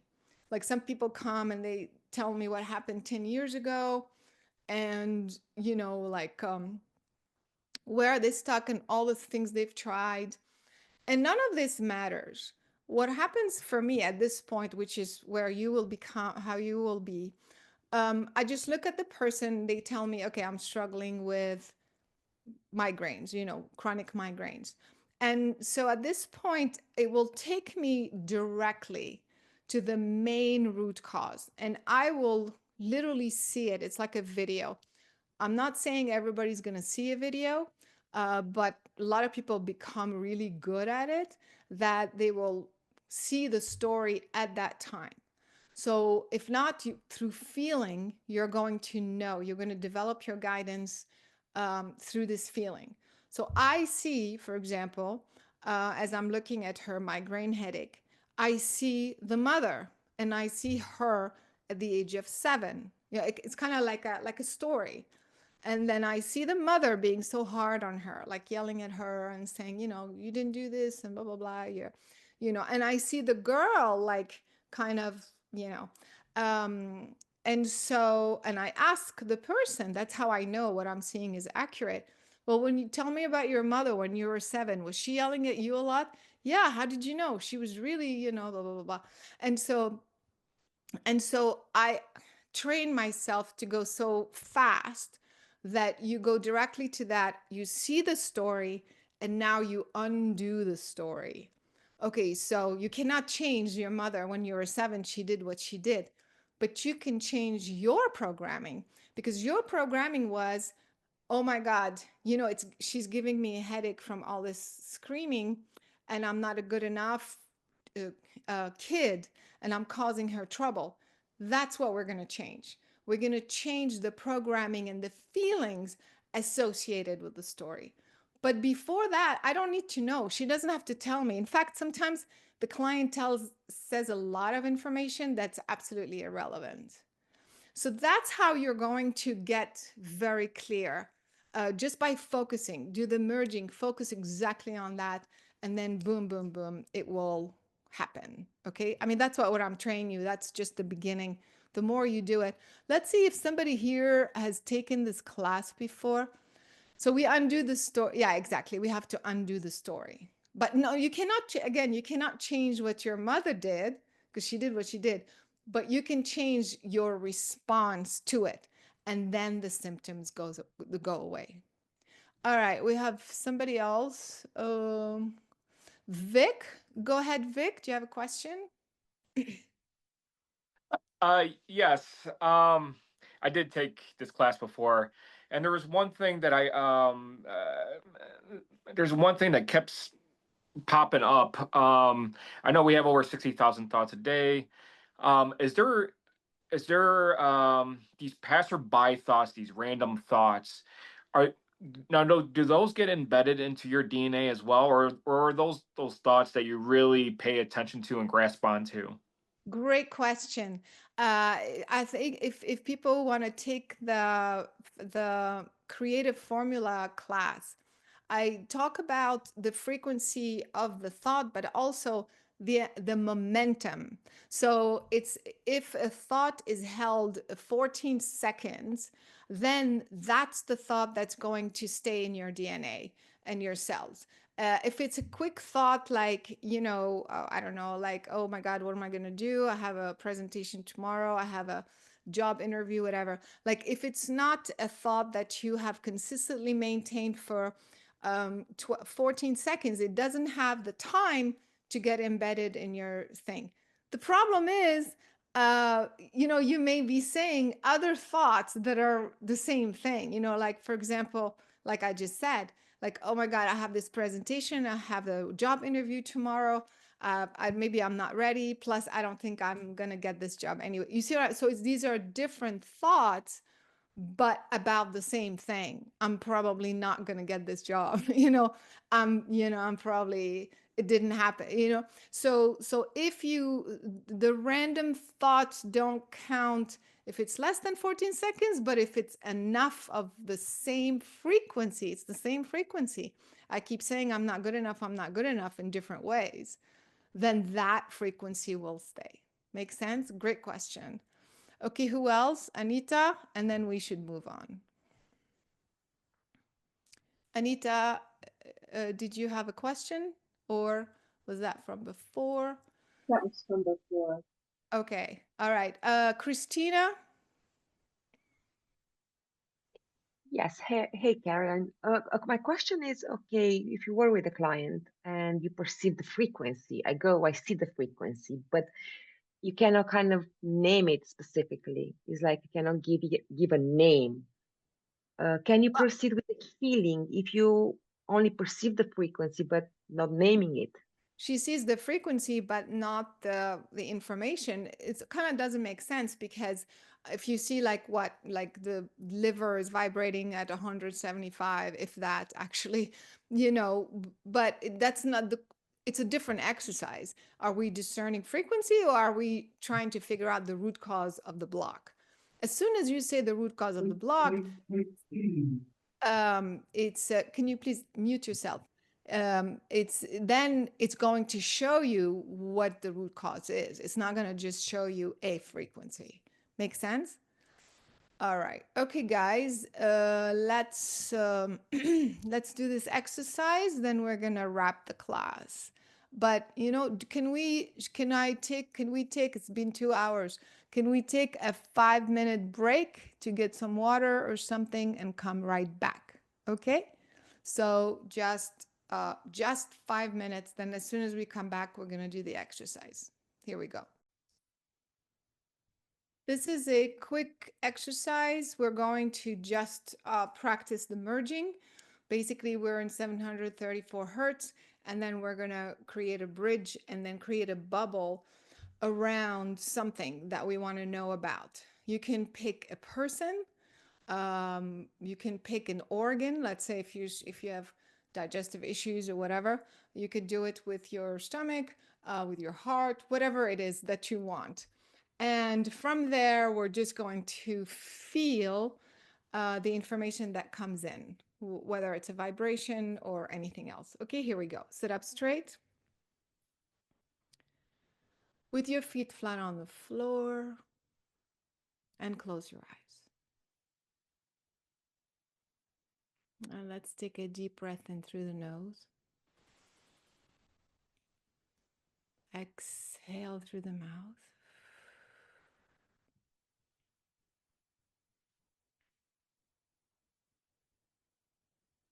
Again, breathe in through the nose.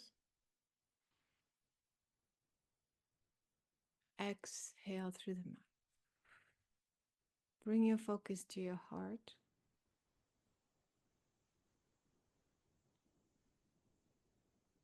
To this moment in time. Say quietly in your mind,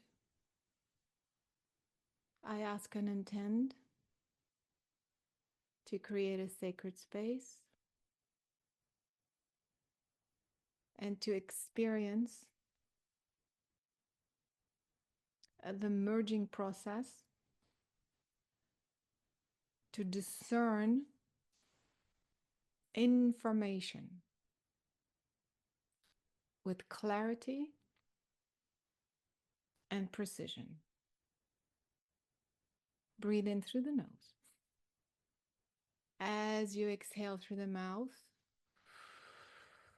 expand from the heart 360 degrees and put yourself in a sphere of light. Your higher self knows to expand about between 5 and 9 feet around your body. It will take you to the frequency range of 734 to 1,000 hertz. You are totally expanded into that space.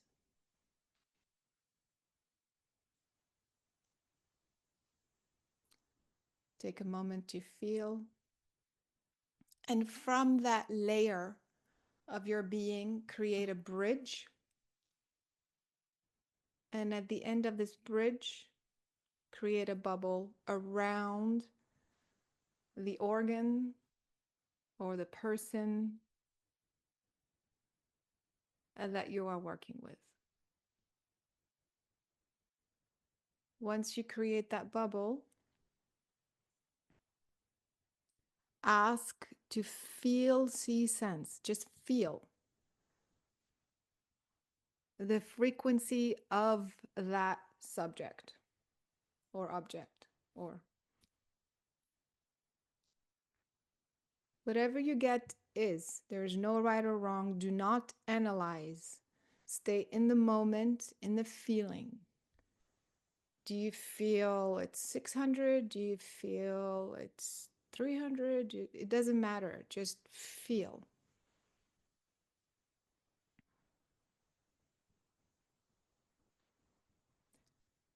Ask to feel the root cause of this problem, to experience it through feeling. You may feel overwhelmed or sadness, or it's just a feeling. Don't analyze, just sense that feeling.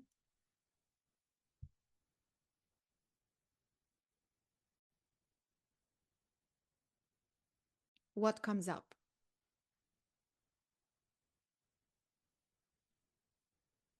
Now say quietly in your mind, I ask and intend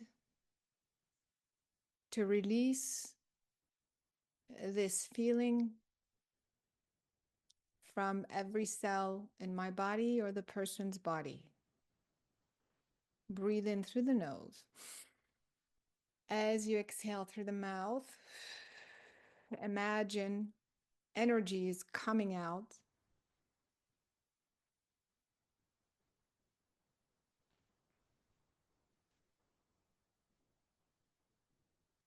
And then go back to your heart center.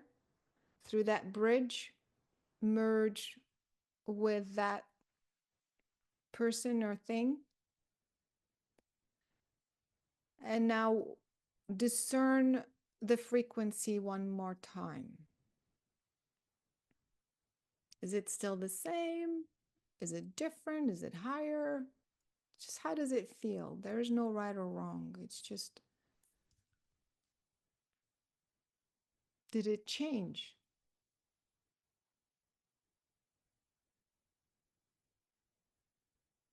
Ask to experience the next layer that needs to be released, the root cause of this issue. And wait for it.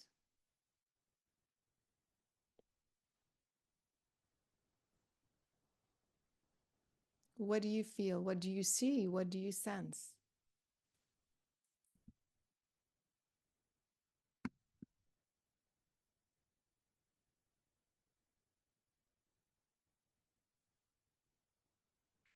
Ask to release that feeling from every cell in your body or their body. Breathe in through the nose. Exhale and relax.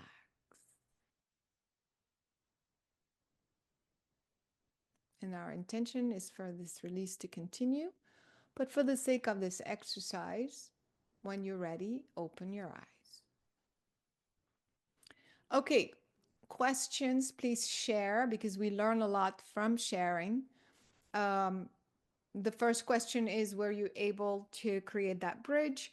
Around what? Did you discern a frequency? What was the feeling that you're supposed to release? Raise your hand if you can talk. Otherwise, type it in the Q&A, please. You know, sharing and asking questions help a lot. You know, so let me see. There's some hands up. Okay, Myla, go ahead. Hi, Carolyn. Hi, Myla. So what did you merge with and what So happened? I merged with my liver because I had a scan the other day with my liver. And the first thing that I felt was anger in childhood. It didn't belong to me, it belonged to my parents. And what was interesting is when I breathed in to let it go, I could feel like a lighter feeling, almost like my liver looked to me like it was happy again, you know, almost like it took a sigh and just let it out what was sitting there. And what was interesting is that I had gotten goosebumps from the top of my head all the way down my body, almost like a confirmation for me that that's exactly where the issue is really stemming from, coming from. And the second time I imagined, I felt bitterness from my mother. And when I released it again, I just felt lighter. I just felt like it was happy again, like I got goosebumps all over. So I felt something shifting. Love it. Were you able to discern frequency wise? Doesn't matter. You don't have to, but it's just an Yeah, it exercise. was, yes, it was very low. At the beginning, it was like I felt like it was at 200, I'm and not surprised. Yeah. not happy at all. Right. I could imagine it not being not being almost like constricted, constricted with almost like fascia. Um, but as soon as I was able to go out and to merge and to see it, I could feel it. And I can't tell if it was a memory came out or, it was something because this started for me when I was very, very young, right? Right. And Right. I'm 53. And so the interesting part is I use the Nikki watch and I set it for the chemistry, right?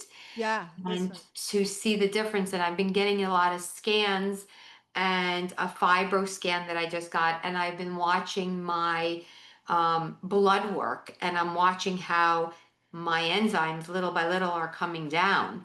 So I'm very would be interested to see what would be if I work with this and just continue to work with that organ to see if that organ is connected to somewhere else. Because I don't Right. think this is the only organ that's but Yeah. for some reason, my intuition said start with the liver and see what other organ, because yes, there's another organ that's involved, and I bet you this is where my addiction of smoking comes in, right? Like why I like that smoking, even Yeah. though my liver doesn't like it, but I could Yeah. feel it. Yeah, exactly. Thank you for sharing. So you see that, somebody's saying, I'm surprised how that I got very clear answers.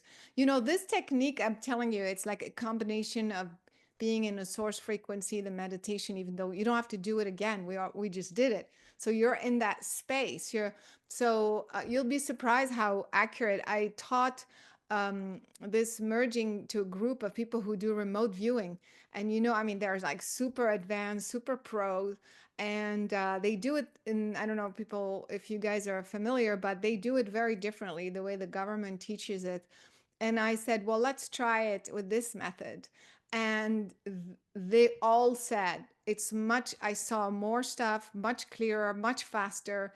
So there's something about these words, this method that helps a lot. Karen said, I saw my stomach in the bubble. I merged with that. It was 480. The first thing I felt sadness. After that, it was 600. Then I felt separation and pain. So you see what happens is that you release one thing. Remember these bubbles that we saw, that pattern? That's exactly what you're doing. With one sentence, you're getting rid of that.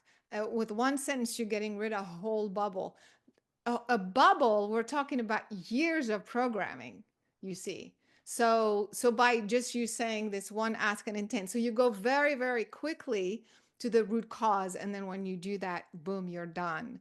So, and we only did what, like 5 minutes. I was not loved as much as I wanted to be loved. There you go. This is all the stuff that came out. The frequency increased after the healing. There you go. My left eye was the merging. The first level was overwhelm and panic as what I was seeing. The next was powerlessness. So you see, what did I show you earlier in the drawing? Frustration, anger, I'm not good enough. All of these are thoughts and beliefs that you've had.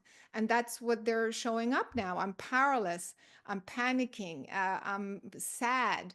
So these are the thoughts and that you are touching on the that are inside the cells of your left eye or your stomach or your liver.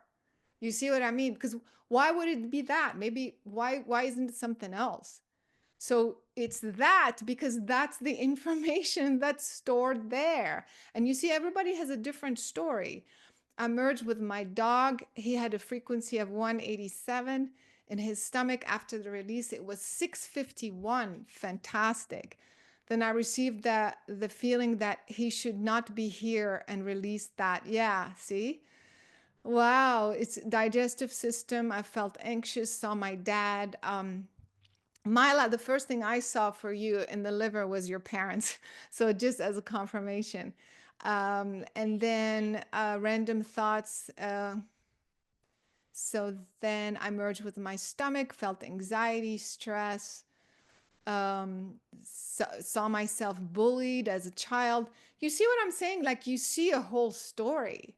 It's mind blowing how it works, you know. So the more accurate you become, the more like you will like see the story as a video basically, or just get the send through the sensation. So there's quite a few here. Yeah, I'll send you the chart of frequency for every organ, but I don't want you to be dependent on that. I want you to train yourself to discern them directly. Excellent. You see how that works, you guys? Just this in one time. And for those who weren't as clear, don't worry. You are going to be very, very clear. There's quite a few of comments here showing how the information was very clear for these people, like for pretty much everyone. I felt anxiety, I felt this, I know it came from, the frequency was this, it became that. All of this is you're training yourself to discern clearly, because that's at the end of the day, that's what this is about, is to know what you're taking out and how you're doing it, okay? So, but how do you know, how do you train yourself to be even more accurate? The merging process is the beginning, and then there's a whole course on guidance system on my website. If you're interested, take that series as well. It will strengthen even more your guidance system, and just, I mean, you'll just get faster and better at it and more discerning. It's all about discernment. Because if you don't know what to release, then you don't resolve the problem, you know? So then your guidance system basically is your own. So you have to, everybody has a guidance system, obviously. We just have to set the parameters of how it's going to work for you. So for example, I'm very visual. So like I said, since I was 5, I could see the whole subtle energy. So I trained myself to make sure that what I see, I didn't make up. I didn't project. So I created a guidance system and an agreement. This is where we're going to talk about the healer's agreement. Very important to make sure, set the parameters that what I see, the first thing is for my guidance system to discern that it's not me, it's this, it's, you know, I'm going to show you what the agreement looks like. The agreement is actually between you, the conscious you, and your higher self, your universal aspect, the pure, that's unbiased, that knows everything, that sees everything. How do you know this agreement will work? But because everything is based on your human belief.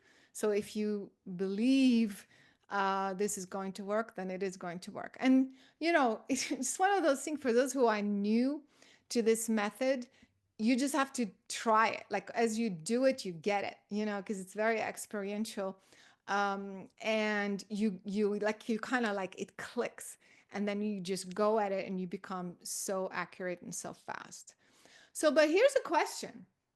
So like, if you're healing someone, so what exactly is happening? So here you are, you're looking at discerning frequencies and you're discerning root cause and everything. But are you really healing them, or are they healing themselves? Or do they have like spirit guides healing them? Like who's doing what? I I like, again, to know, discern, like, okay, what's my role here? What's their role? You know, do I call on Archangel Michael for something, or what? And so at the end of the day, this is how I think it should be. The client, what their role is to open, you know, to allow you basically to see. That's what they do. The conscious client. Your role is to identify the root cause for them, obviously using these techniques, but allowing the client to focus on this intention, their intention.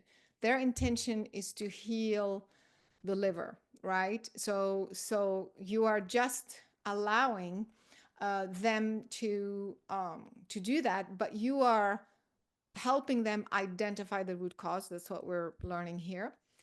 But then the client has spirit guides, right? So their spirit guides are going to move the energy. If they're like, for example, sometimes you tell the client, okay, focus on the liver and do this, because there's different techniques. And they don't really know exactly how.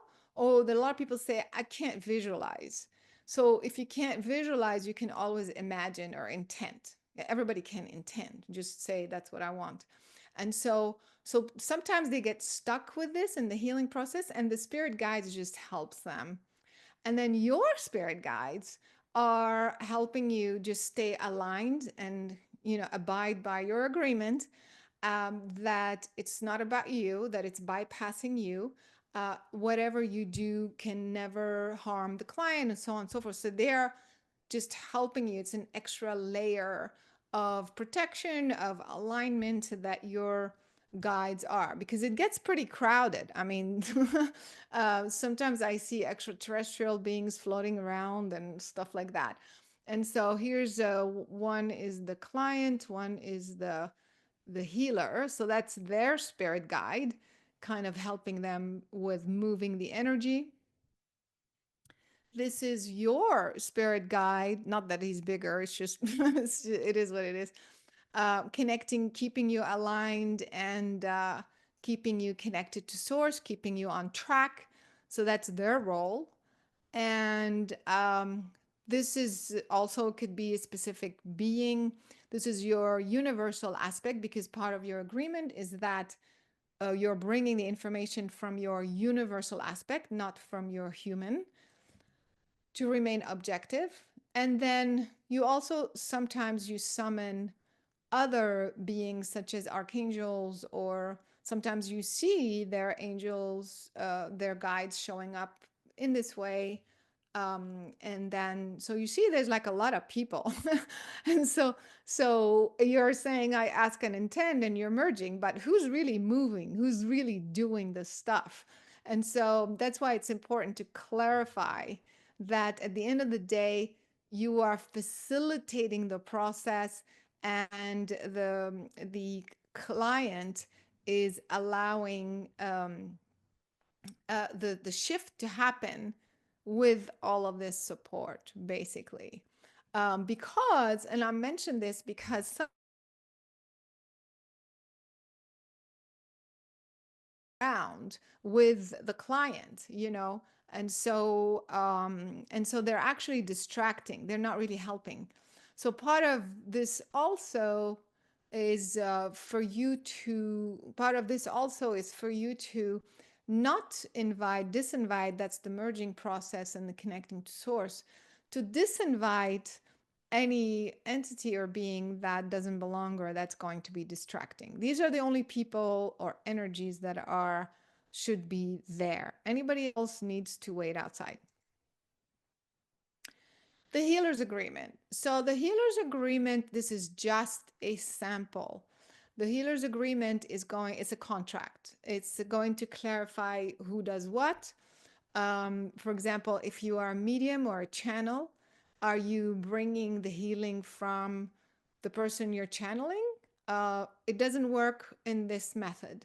So if you are a medium or a channel, you can do that. However, in this Omnium method, it needs to stay source only from source energy. So it is not relevant to bring in, like I said, other entities that are maybe helping you with other things, but not in this method. So I encourage you to please be aware of that, to keep your instrument completely pure. It's literally just you, the physical you, and the universal you, and source pure energy. Part of the agreement is how you're going to prepare, how you're going to keep your instrument clean.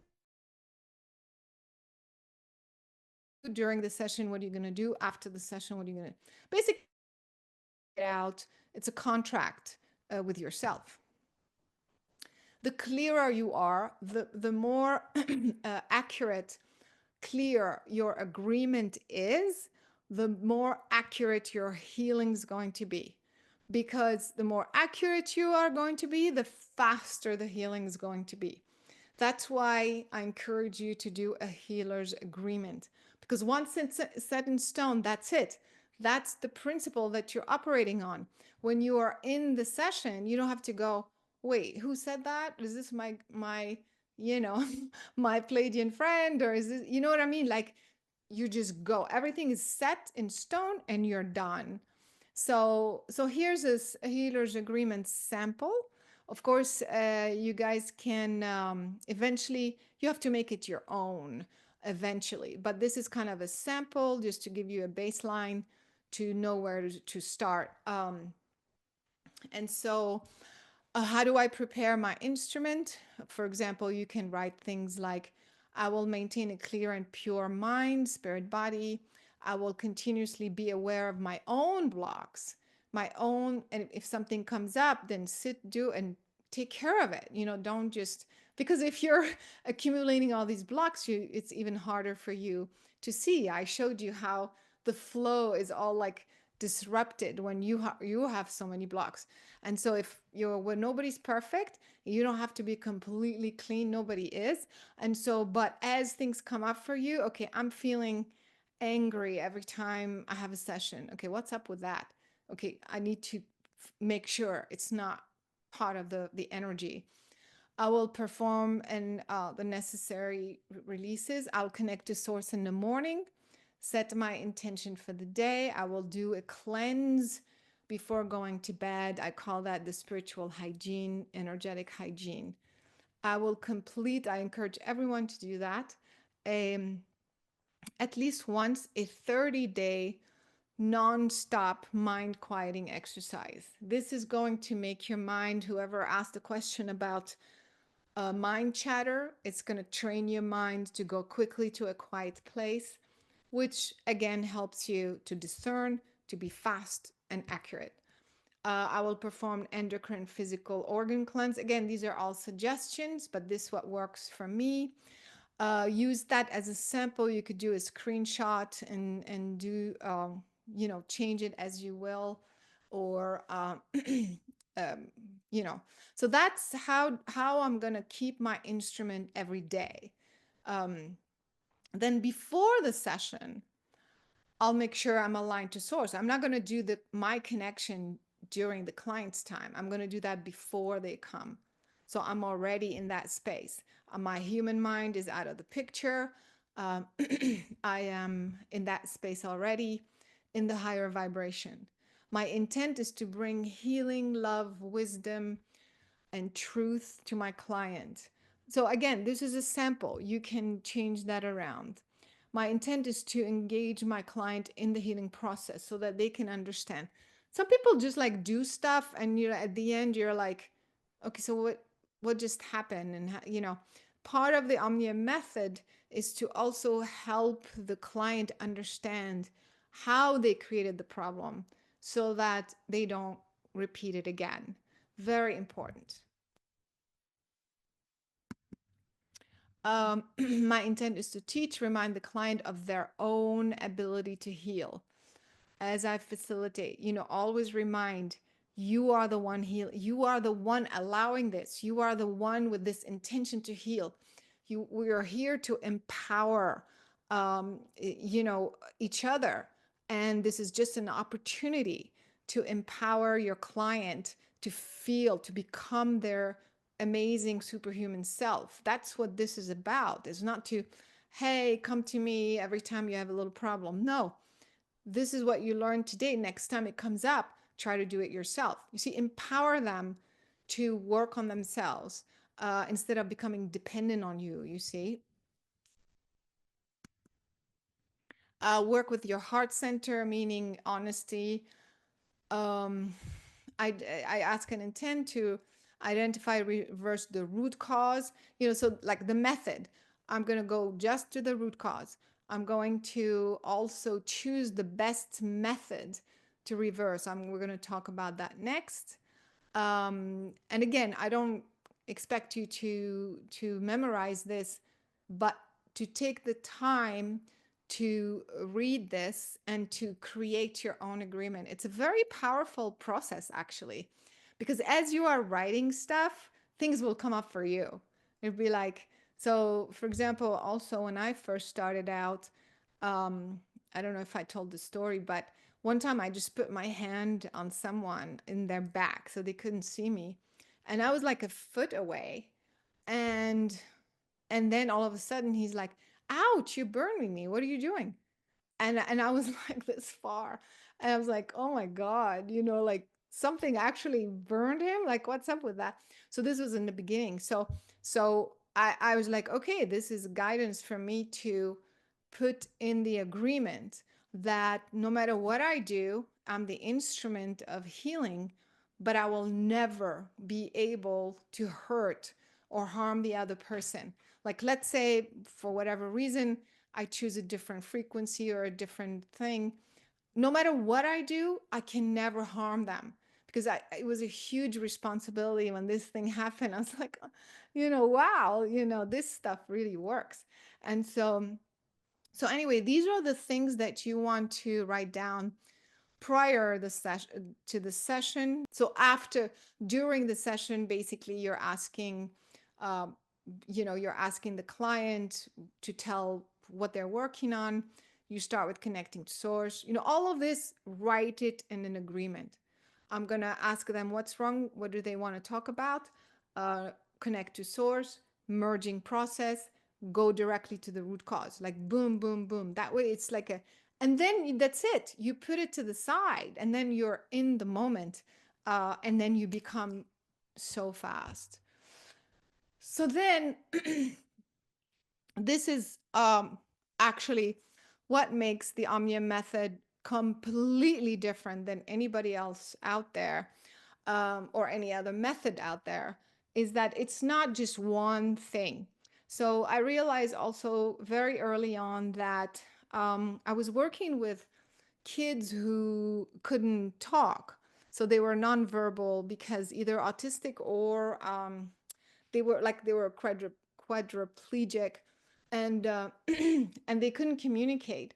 And so I couldn't tell them, okay, repeat after me, ask and intend or whatever, and then even when I was talking, like I just felt like that wasn't the method.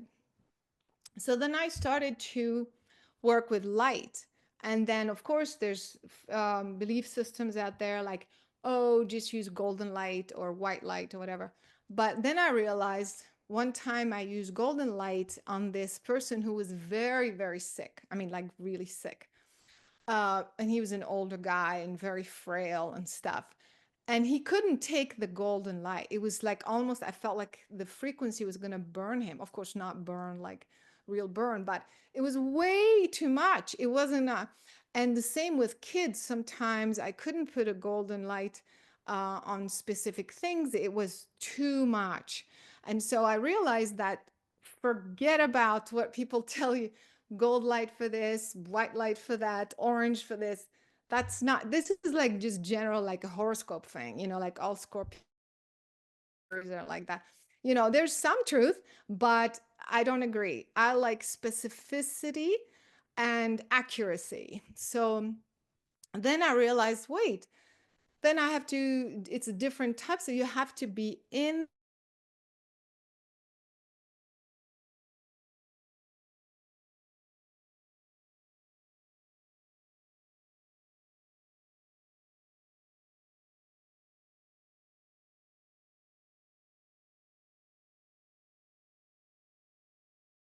all like stuck. And sometimes we're working with something that is just not budging, just not budging, so we're doing ask and intend, we're doing light, let's say we're working with the liver, and it's still holding on to this whatever story, whatever pattern. And sometimes I would do a sound frequency. All of this is with your consciousness. There's no device. But you switch from a light frequency to a sound frequency, and then you direct this specific sound frequency to the and all of a sudden that thing just releases. So because of that, I realized like, oh my God, it's like, that's like 20 years ago. I'm like, if you really want to work with specificity, it's many methods at the same time. And it's a dynamic. It's like, just like we did earlier, we merge with an organ, and then you did one thing, yeah, like you did one release, right? Like you felt sadness, and then you released that, and then it went into something else, like somebody said overwhelm. Okay, well then do I have to, or do I need to, does this frequency of being overwhelmed need to be released the same way? Ask and intend. Or does it need light? Or does it need this? You see, so you're literally, as you are releasing, you are you are picking the most precise technique to release that particular block. So it's a whole different way of healing. Um, as of course, you're going to train yourself. That's what we're doing. You're going to train yourself to know when ask and intend works, when light works, when geometry works, when 0 point works best. I mean, works the best for whatever it is that you're seeing. If it's a past life thing, it's a whole different story. I'm not going to do light on a past life. It's, you know what I mean? So you are going to learn what each technique does and how to use it, so that eventually you go boom, boom, boom. It's a whole different level of sophistication to know how to heal. As opposed to, for example, in other techniques, just imagine the Holy Spirit's coming through you and you're direct. And it's great. I'm not judging or saying. All I'm saying is that that's not how the body works. That you took the time since you were born, growing up, accumulating different thoughts and belief systems and this, and changing your DNA and adding more information. And some people put it here, some people put it here, some people put it here, so it's like, it's a whole different thing. And for me to apply a one size fits all technique that I'm just going to sit here and bombard you with like one frequency, and that's it, without you understanding what happened to you, and so you don't create it again. Yeah, it works sometimes and it's great, and if you can do that, that's great. But I guarantee the problem will probably come back again, because you didn't have the opportunity to understand how you created this problem and how to not. That's why cancers come back. That's why, things are remissions and this and that.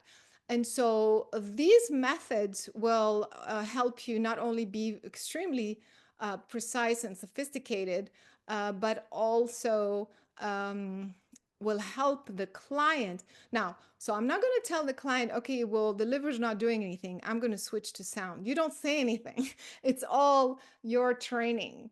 But you'll know that, oh my God, this, I'm going to use 0 point. This 0 point technique is perfect for this, because the person is not shifting, So that's kind of how it works. And you're going to go from one technique to the other. The most common one that you hear me talk about is ask and intend, which again, that's going to be the first one. And then for those who are going to the Netherlands, by the way, the next in-person workshop, it's intensive per workshop. That's why you have to have all this base. But then we're going to work on extraction, time suspension, time singularity, 0 point. We're going to talk about more advanced techniques beyond the ask and intend. So that's why it's important that you practice the ask and intend, at least for those who are new, if you're coming to the the Netherlands. Okay, that's in September. The following one will be in the U.S. in person. These are intensive healing courses. All right. So of course, in each one, I will go into detail what it's for. But right now, this is just to show you how the Omnium method is a whole different level of understanding. So the first method is ask and intend. You hear me use that a lot. You identify the first thing, which is what we just did, sadness, whatever it is. After you merge, I ask and intend to clear the sadness, clear this from every cell in my body. You just heard me say that. In through the nose, out through the mouth. As you pull out through the mouth, just imagine, visualize like stuff coming out. You don't have to know what or how, then you sit with it, and then you just sense, okay, now what I'm feeling, what do I need to go? I feel anger. Okay, no problem. I ask and intend to release the anger from every cell in my body. Breathe in, exhale, and I just imagine stuff coming out. Then I sit with it and so on and so forth until you feel you're done. You will feel it. You will feel, I feel complete, at least for the session. And so what are the pros and cons? The pros and cons of this, because that's what you're going to learn. You're going to learn the pros and cons of every technique. Like I was saying earlier, like light is not going to do anything for certain cases. Sound is not going to help with something. Sometimes sound is way too much. And so that's why ask and intend. What's really good about, like I have 2-1, sorry.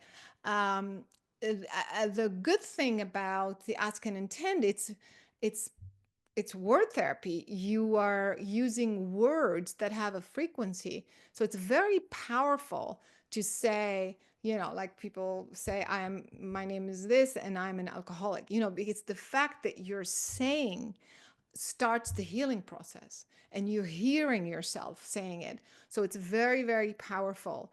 And the client can become aware, like, oh my God, I was angry when my mother was yelling at me at the age of 7. I was, that is what happened to me. So it's extremely powerful for the client to become aware of the issue using in ask and intend. And so again, it's very empowering. And as ask and intend also uses a specific focus, a unique way to reorganize your mind channel and thought process on a cellular level. It's a bit of a mouthful here, but all this to say is that it's like a formula. So I told you earlier that I recorded the connecting to source meditation using specific words, and that kind of embedded that whole frequency. That's what you felt earlier. You felt expanded, light, clear, so on and so forth. So the ask and intend is a little bit like that. It's a bit of a formula that it makes it very focused to go directly to the cell to undo whatever is supposed to undo. So that's all is what I want to say. Now, the cons for this method is actually, oh, there's more. Creates a pattern for creation of a new belief system. Yeah, so that's what I just said. Basically, it's like a formula that works on different levels. It's not that you're just understanding the story, but it's reformulating, it's reprogramming your mind channels to recorrect it or recreate it accurately. So then the cons. The cons is actually the language problem, because a lot of people get stuck on the semantics. Like, for example, just like we were saying earlier, like if I say connecting to source, and there'll be like, so where's source? Or can I use God? Or I say divine creator or something.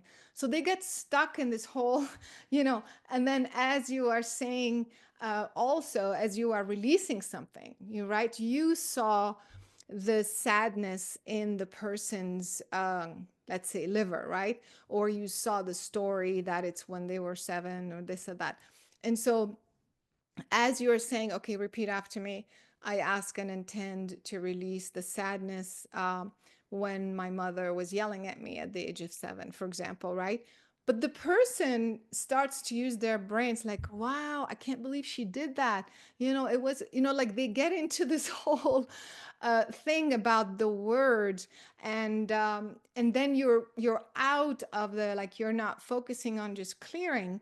All of a sudden you're focusing on what you're saying.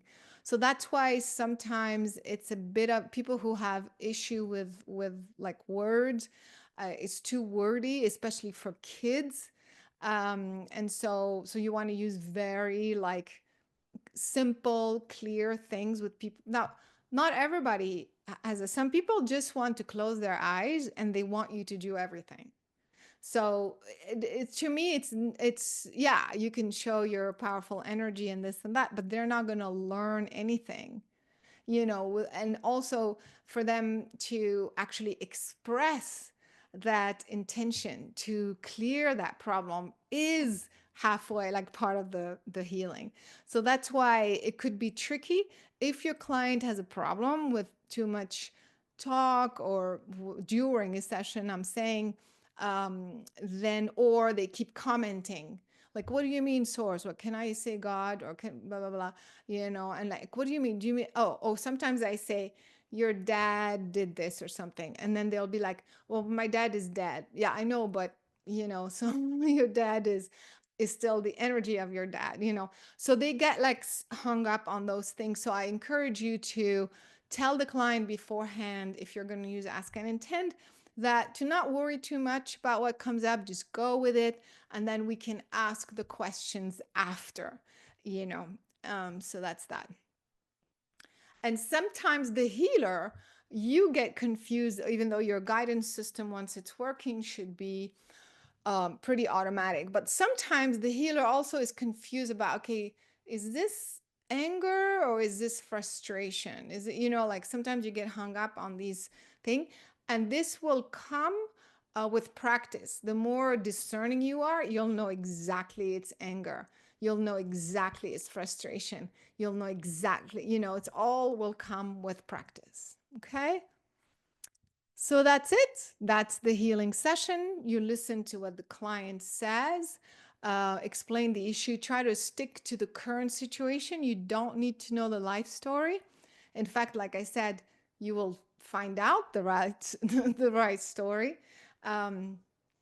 Explain what you're going to do, raise the vibration, relieve the root cause, create a sacred space, connecting to source, merge with the spirit self of the client, retrieve the first block through the feeling, like what we just did, ask and intend, relieve the second block, ask and intend, keep repeating until you feel you are complete. All right. So let's do a quick session on ourselves, like literally 5 minutes. And then we can close the class. All right. Is it the case that someone issue is purely and only physical? Great question. No, because you start creating with your thoughts. You don't create, the stuff doesn't get created by itself. That's what I was showing you earlier. And so whatever thought you had is, I'm not good enough, I'm a failure, whatever. These are the thoughts and vibrations that are going to break down your system. And it's going to go to where you are vulnerable. If you have a genetic predisposition for digestive problems, then it's probably going to go to your digestive tract. If you have a genetic predisposition of cardiovascular, then that's where it's going to go. So, but it doesn't just show up. Now, it's a whole different conversation when people come in already with a handicap, like, they don't have an arm or something, completely. These are exceptions. These are different cases. We'll talk about this another time because, it's already This is quite a lot as the first class, but but otherwise, normally you come in, you develop things as you have predispositions for. But it's you're the one who's creating. But again, like it sounds like it's your fault. It's nobody's fault. It's just that's how creation happens. The good news is I'm showing you this method that because it should empower you that if you created it through your thoughts, then you can uncreate it through your thoughts. I mean, that's the point. If I did it by saying I'm angry and pissed off all my life and I'm a failure, well, then then you can undo this in the same way. Go ahead, Vic. Question. If you have questions, type it in or put your hand up. Yes, hopefully it's not outside the scope. But it's funny you mentioned medium. I get the physical and I get it automatically. I'll either get a departed loved one and how they pass physically, or I'll get a person that's by me with their physical ailments, and I haven't been able to separate the two. And I don't know if it's covered in this class or if there's another class you could point me to. But how do I differentiate is the question. I have no idea, and it's something that's I've been dealing with for the past 2 years. And I don't know if I should cover that in the healer's agreement or should that be a separate agreement? Healer's agreement. Okay. Healer's agreement. So as I'm merging, I only see this person talking to me. I don't want to see anything else. That's the point of the healer's agreement. Gotcha. Also, sometimes, like again, you start to understand yourself. People, you guys should do the guidance program as well online, and you can change. Like so, for example, sometimes in the very beginning, I would see like the father of the person, and then sometimes it would be he would be alive, and sometimes he's deceased. So I train myself so I don't have to ask, is your dad alive? I mean, I could, but so what I did is that if the person is alive, they're going to appear in color. And if Gotcha. they're not alive, I make them black and white. I mean, Gotcha. I don't make them. I put in my agreement. In agreement. Yeah, in my guidance system, if you're showing me somebody who's deceased, show him to me in black and white so I know exactly directly. You know what I mean? So that's the purpose of the healer's agreement. See where you as a healer, you get stuck or you're not sure, you put it in and then it gets stronger and stronger and then boom, you go. Gotcha. Thank you so much. Sure, sure. Can you add the agreement as time goes on? Yes, for whatever, exactly. Your agreement's going to change. It's going to be amended as you do sessions. You're going to learn more. Okay, well, why did I not see this time? You know what I mean? Like, so you'll know more yourself. Okay. So, who else? So if you want to learn, we're going to do quickly ask and intend. We kind of already did. But if you want to do light, sound, geometry, you can do them online on the website where you got this. And then those who are coming to in person to the next one, we will learn the very advanced techniques, the ones that Jesus used. Okay. Sarah, go ahead. Do you have a question? Yes. Hi, Caroline. I'm curious about if someone has an issue, let's say, with a system, like let's say that the urine, it's a chronic UTIs, and we're not sure where within the system the problem is originating. Do we just ask essentially, is this the kidneys, the bladder, the ureter, or how does that work? Yeah. So again, in the agreement, your agreement says, take me to the root cause. Don't show me specific. If you set your intention to go to the root cause and it's showing you that it's your kidneys, then you focus on the kidneys. But like, for example, this other friend of mine told me that her daughter has UTI, like chronic UTIs, and she doesn't have any, I mean, like there's nothing technically that should trigger that. And so I looked at her and I saw nothing physical. It was her her belief system about having sex with men.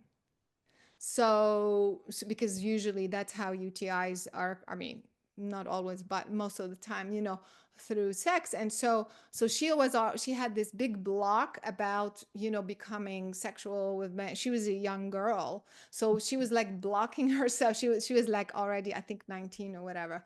And she had never had, so that was her block. Nothing to do with the physical organ. So you Okay. can't go to an organ and say, is that you? Is that you? Is that you? No. You say your guidance system is going to take you directly to the root cause, and you start with that. Okay, perfect. Thank you. Sure. And then sometimes, having said that, like you would clear stories and, and energy and belief systems. And then sometimes at the end, I would get physical advice, like a homeopathic that will support or whatever. It's okay to do that as well, but that's not the root cause. You know what I mean? Okay. Jennifer, go ahead. Okay. Hi. So I have a question going back to sort of the original question that had come up with one of the other participants about outside of the local universe. I know that 99% of the people that I will definitely do healings for are in the local universe, but what about for myself? Say, would there be any reason ever to connect outside to provide either healing for myself or connect, or even for someone that I'm providing healing for? Yeah, great question. So, yeah, so the idea is that you're still asking question about this body, right? About this aspect of your being. So, you're still going to go to connect to the source of this local universe. Just start there. And then if whatever reason, if you'll say, why am I stuck? Why do I feel I don't belong and blah, blah, blah. Your guidance is going to show you, okay, now go there. You see what I mean? So you don't connect, you don't start connecting.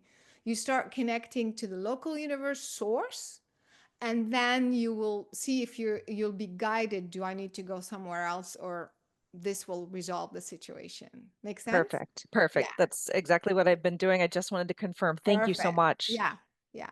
And then it's a different class that we do, the Mastering the Human Mind, where we Yes. explore other aspects of our beings and different universes. That's a different class, but always just go to the local source, even for yourself. And as a different question also, when it comes to the finding the source of the problem for myself or a person, there have been times when I'm using, say, light or whatever comes up, and it doesn't seem necessary to find out the source of the problem.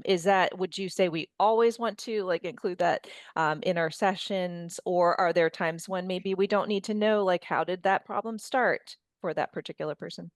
Yeah, it's one of those things where as if you put it in your agreement, because why are we doing this? We're Yes. not doing this to show off that, hey, we can heal this person. I'm going to put my Right. hand and you're healed. Go. Right. No, I'm not interested in that. I mean, if you're interested in this Right. method is to empower people to become their divine self, Yes. their pure original essence, to empower them. And so because of that, automatically the root cause is going to come out. You know what I Right. mean? Because the person is trying to figure, why am I stuck? Why am I needing to go to a healer? Like, why can't I clear this chronic, thing? So it's going to naturally. Now, are you going to, like, let's say you don't get it right away. Are you going to spend, the whole session beating yourself up? I'm just saying, if you're doing this correctly, it will naturally come up. Perfect. Thank you. Love it. Thank you so much. Okay, in order to heal ADHD, can I do it only with this method, or I need to add some other method? You mean with ask and intend? You definitely need other methods, because ADHD is your mind channels or other methods. I'm saying within the Omnium method. ADHD and autism, the mind channel is going all over the place, right? They cannot focus, right? So if you're asking them to do ask and intend, they have to like focus on the word, it's exhausting for them. So I actually wouldn't even, I mean, maybe once or twice. I would most likely use other techniques for ADHD. Now it depends every person, if it's a child or if, but geometry works, 0 point works. Sound may work. It depends on where you are with the healing. So that's why speaking, saying words is going to drive them nuts. I'm doing to reset a person to their original template so they can go on with clear creation. Exactly. All right. So let's wrap this up real quick. Focus on one thing very quickly that you want to work on. We may not get to the whole clearing, although we can. That's another thing. That's another thing about this method, because you are now working with, quantum mechanics. You're working with universal energy. You're working not just like a cause and effect, like the way we think about it. You can intend at the end of the session for the session to continue regardless of you. I always do that. In fact, all the classes on my website, I have people now who email me and say, oh, I just did your addiction series and I stopped drinking after the 5th session. And I did that class like maybe 10 years ago. So how does that work? It works because it's programmed with outside time and space. It's like at the end, I always say, I mean, in my mind, I don't, that whoever connects with this energy at any point in time is going to have the exact same ability to reprogram, you see. Same with the frequencies that I've created for the watch and other things I'm working on. So that's why I don't know what the question. Oh, the session will continue after we close. Okay, ready? Here we go. So a real quick something we want to shift, and sit up straight with your feet flat on the floor. Close your eyes. And let's breathe in and exhale.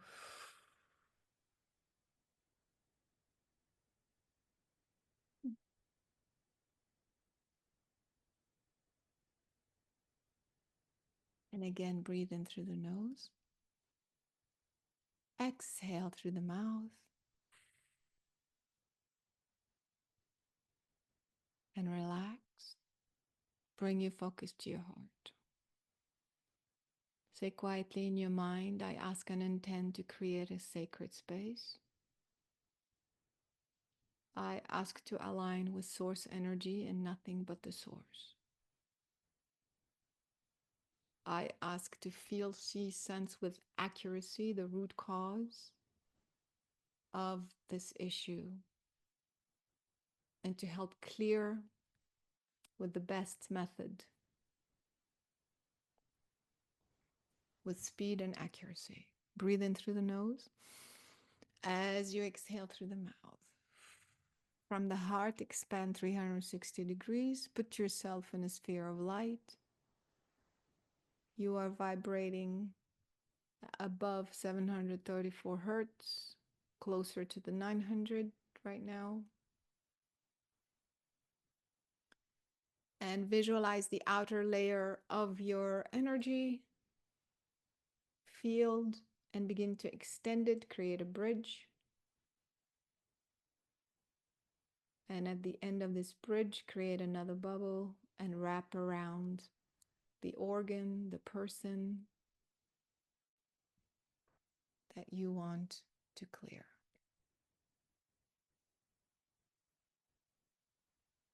As of now, everything that you feel, see, sense is about the person or the organ.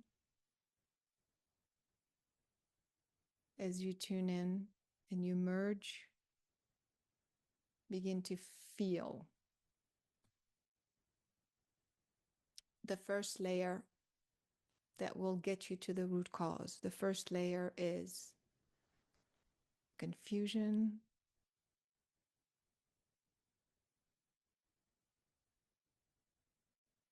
whatever it may be.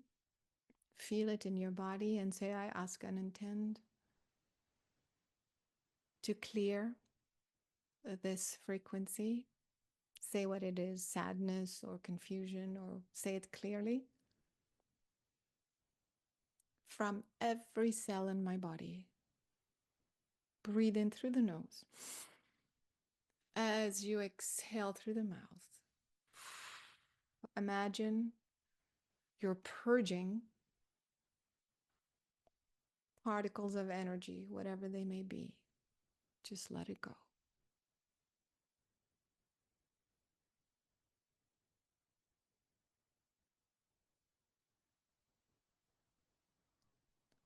Now go back to your heart and sense the next layer that needs to be released to get you to the root cause. What are you feeling? Sometimes it's a physical feeling like stomach cramp or something. That is a feeling. So I feel tightness in my stomach, for example. I ask and intend to release the tightness in my stomach from every cell in my body. Breathe in and exhale. Purge.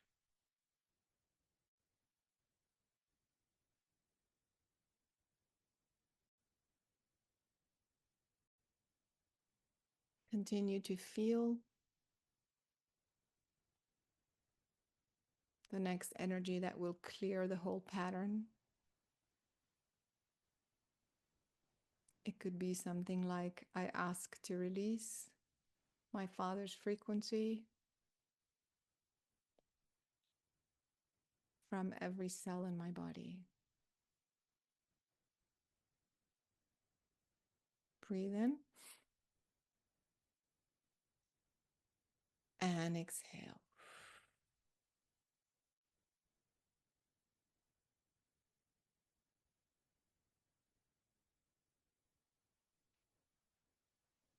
Bring your focus back to your heart.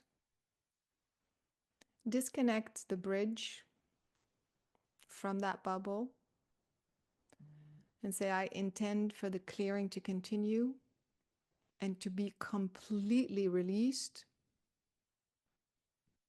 in a safe and comfortable way. And so it is. Breathe in. Exhale.